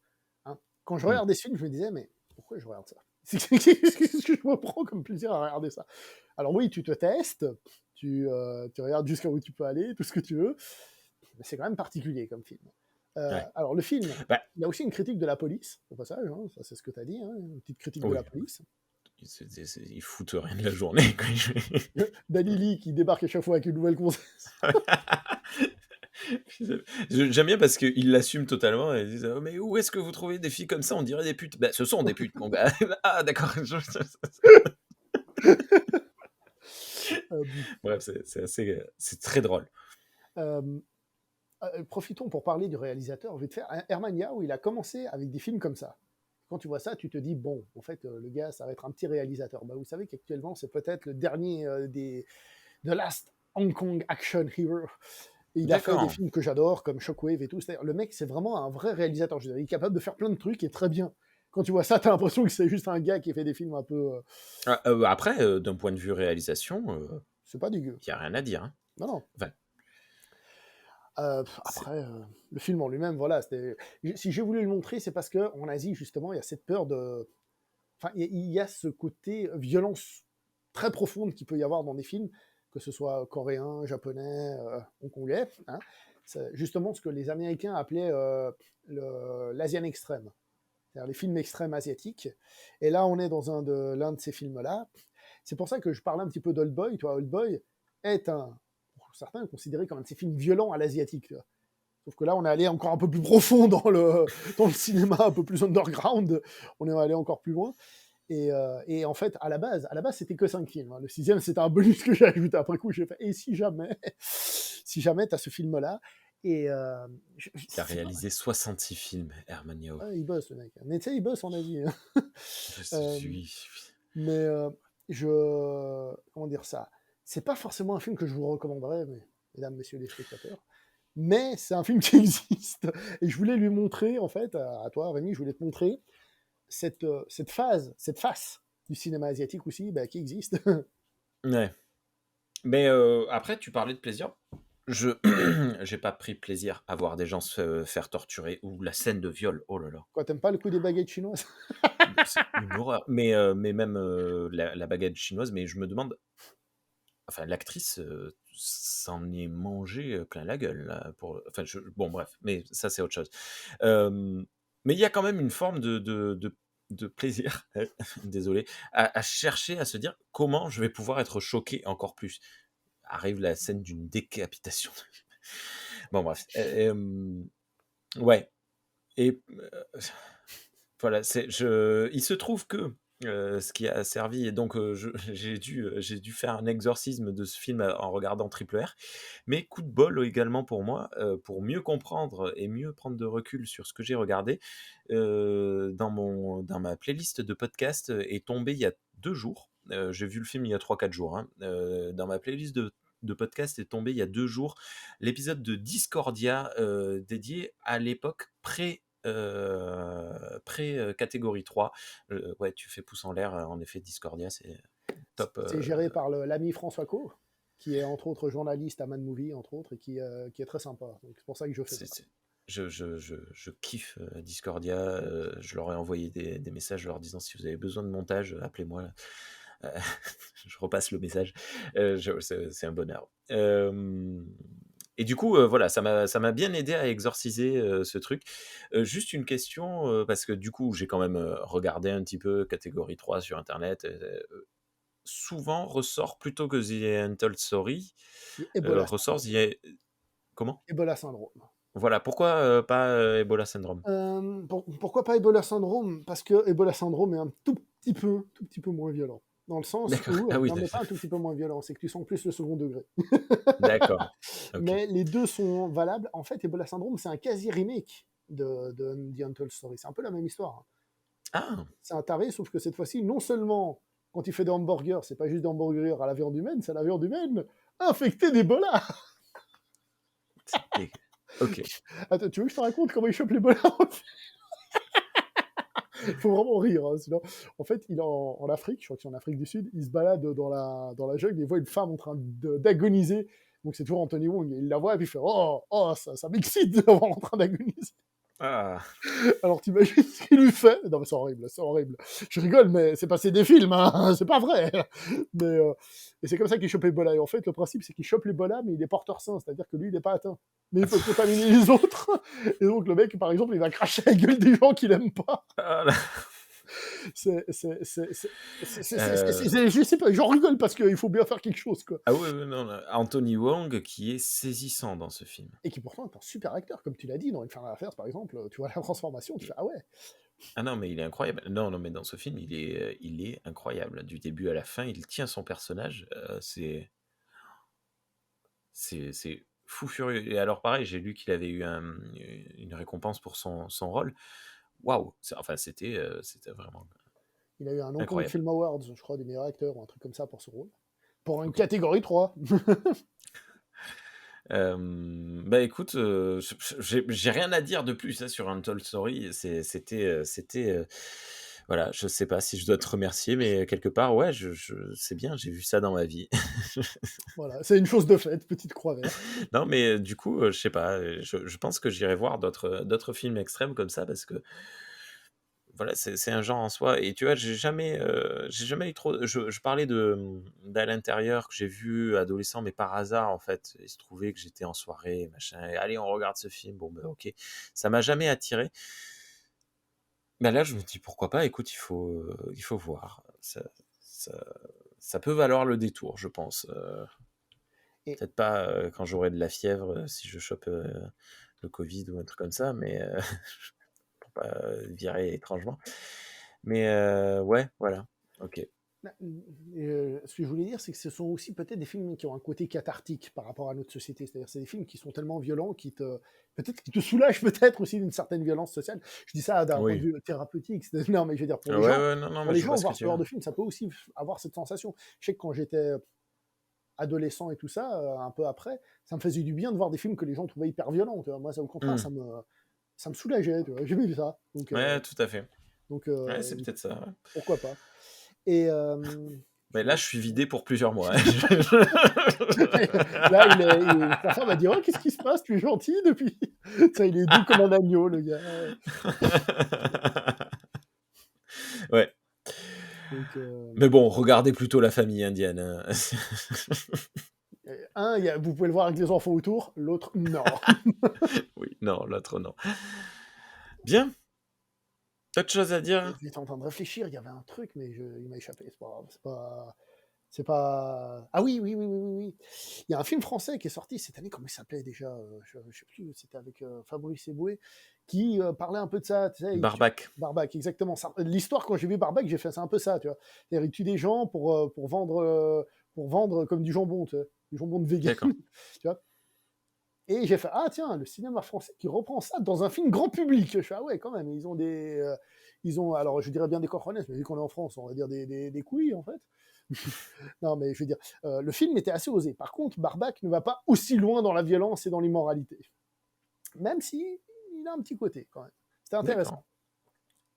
Écoute, je bon, voilà. Eboué, voilà. Il a pris plusieurs fois, position en m'insultant directement, donc je Ah, carrément. Ah, carrément. Ah, non, monsieur non, a mais contact bon. avec des stars qui l'insultent, pour Non, ça. non, pas du tout, pas du tout. Mais bon, oui, voilà, OK, ça marche. Vas-y, il y a un truc à raconter, là. Attends, Bah, c'est non, non, quoi? non, mais il a clairement dit des milliards de fois, qu'il détestait les végétariens, donc Ah. écoute, bah, très bien, oui, voilà, il a réussi à porter un film, si moi, demain, je fais un film où je tue, des mangeurs de viande, je pense que je serai porté au pilon. Je tiens à Bon, préciser que le film est plus subtil que ça, puisque c'est quand même ouais, des assassins, les gens, tu vois ce que je veux dire? Donc ils sont pas non plus oui, montrés oui, comme étant, des gens bien, hein. non, non, mais C'est pas des gens voilà, bons, hein, pardon, fallait que je fasse celle-là. waouh! Non, non, le film est un peu plus Merci, subtil. bon. Non, non, mais oui, je me doute qu'un jour ou l'autre, il faudra que je m'y confronte. Bien, bah, écoute, merci beaucoup, hein, vraiment et réellement parce que j'ai dit un peu avec second degré, je sais pas si je dois te remercier pour The Untold Story, mais merci beaucoup pour cette sélection, qui m'a permis de voir, le top du cinéma asiatique. Voilà, j'ai pu voir, hein, comme je le disais, je parlais de Infernal Affairs, je pense que le 1er Infernal Affairs est un des plus grands films que j'ai pu voir de ma vie et bien meilleur que son remake que j'ai trouvé très bon, mais bon, bref, voilà. Hem, Je je sais t'expliquerai plus où j'allais. pourquoi Infernal Affairs a aussi des trucs spécifiques à la ville de Hong Kong, si tu veux. Ouais, vas-y. Parce que Hong Kong, c'était une colonie britannique. Ouais, Les Hongkongais se sentaient pas anglais, britanniques, clairement pas, logique. Mais en même temps, ils appréciaient bien leur train de vie, qui n'était pas celui des Chinois. Donc ouais. d'un côté, c'était des Chinois, mais d'un autre côté, ils étaient bien contents de ne pas être sous la politique chinoise. Et donc, en fait, ce côté un peu schizophrène, c'est un truc qu'ils ont recréé dans le film d'infiltration. C'est Dans pour le ça que le film. film d'infiltration à Hong Kong a ce côté-là, mafieux, mais pas trop, oui et non. Et en fait, il y a tout cet Ouais, aspect-là qui ressort dans le Undercover Cop, qui est un genre typique du cinéma de Hong Kong. Voilà. d'accord. Qu'on retrouve dans, merde, je parlais on parlait au tout début, de Chasse à l'homme, Van Damme, Piège à Hong Kong. Oui. Personne. Bref. Tout le monde, personne n'est, tout le monde est schizophrène dans ce film. Bref, Le film en lui-même. ouais, et OK. Bon, ben, écoute, merci vraiment beaucoup, pour cette, proposition. Moi, j'ai kiffé. J'espère que vous aussi, hein, qui nous écoutez, qui nous regardez, vous avez apprécié ces films. Je vous invite à les regarder tous et à nous dire ce que vous en avez pensé. Bah, écoute, on se revoit quand tu veux. Si tu veux, on peut lancer une saga, non, enfin, voilà, parce que là, en plus, le fait de le dire, au moment de l'enregistrement, ça te met en porte-à-faux. Mais 5 de bon, plus, pas de on problème, refera ça pas de problème. d'autres fois. Voilà, 6 de plus. On n'a pas vu la Thaïlande, on n'a pas vu la Mongolie, on n'a pas vu, la Corée du Nord. Ils ont un cinéma, la Corée du Nord? Ils en Je ont, suppose que mais oui. c'est pas après le problème, c'est qu'il y a des pays, tu as plus de peine à avoir accès aux films et à connaître leur cinéma. Mmh. C'est pour ça que la plupart de ceux qui se disent fans de cinéma asiatique, c'est surtout les pays principaux, ce qui veut pas dire que tu peux pas en voir ailleurs, mais Ouais. Après, bon, voilà, rien de bref, hein.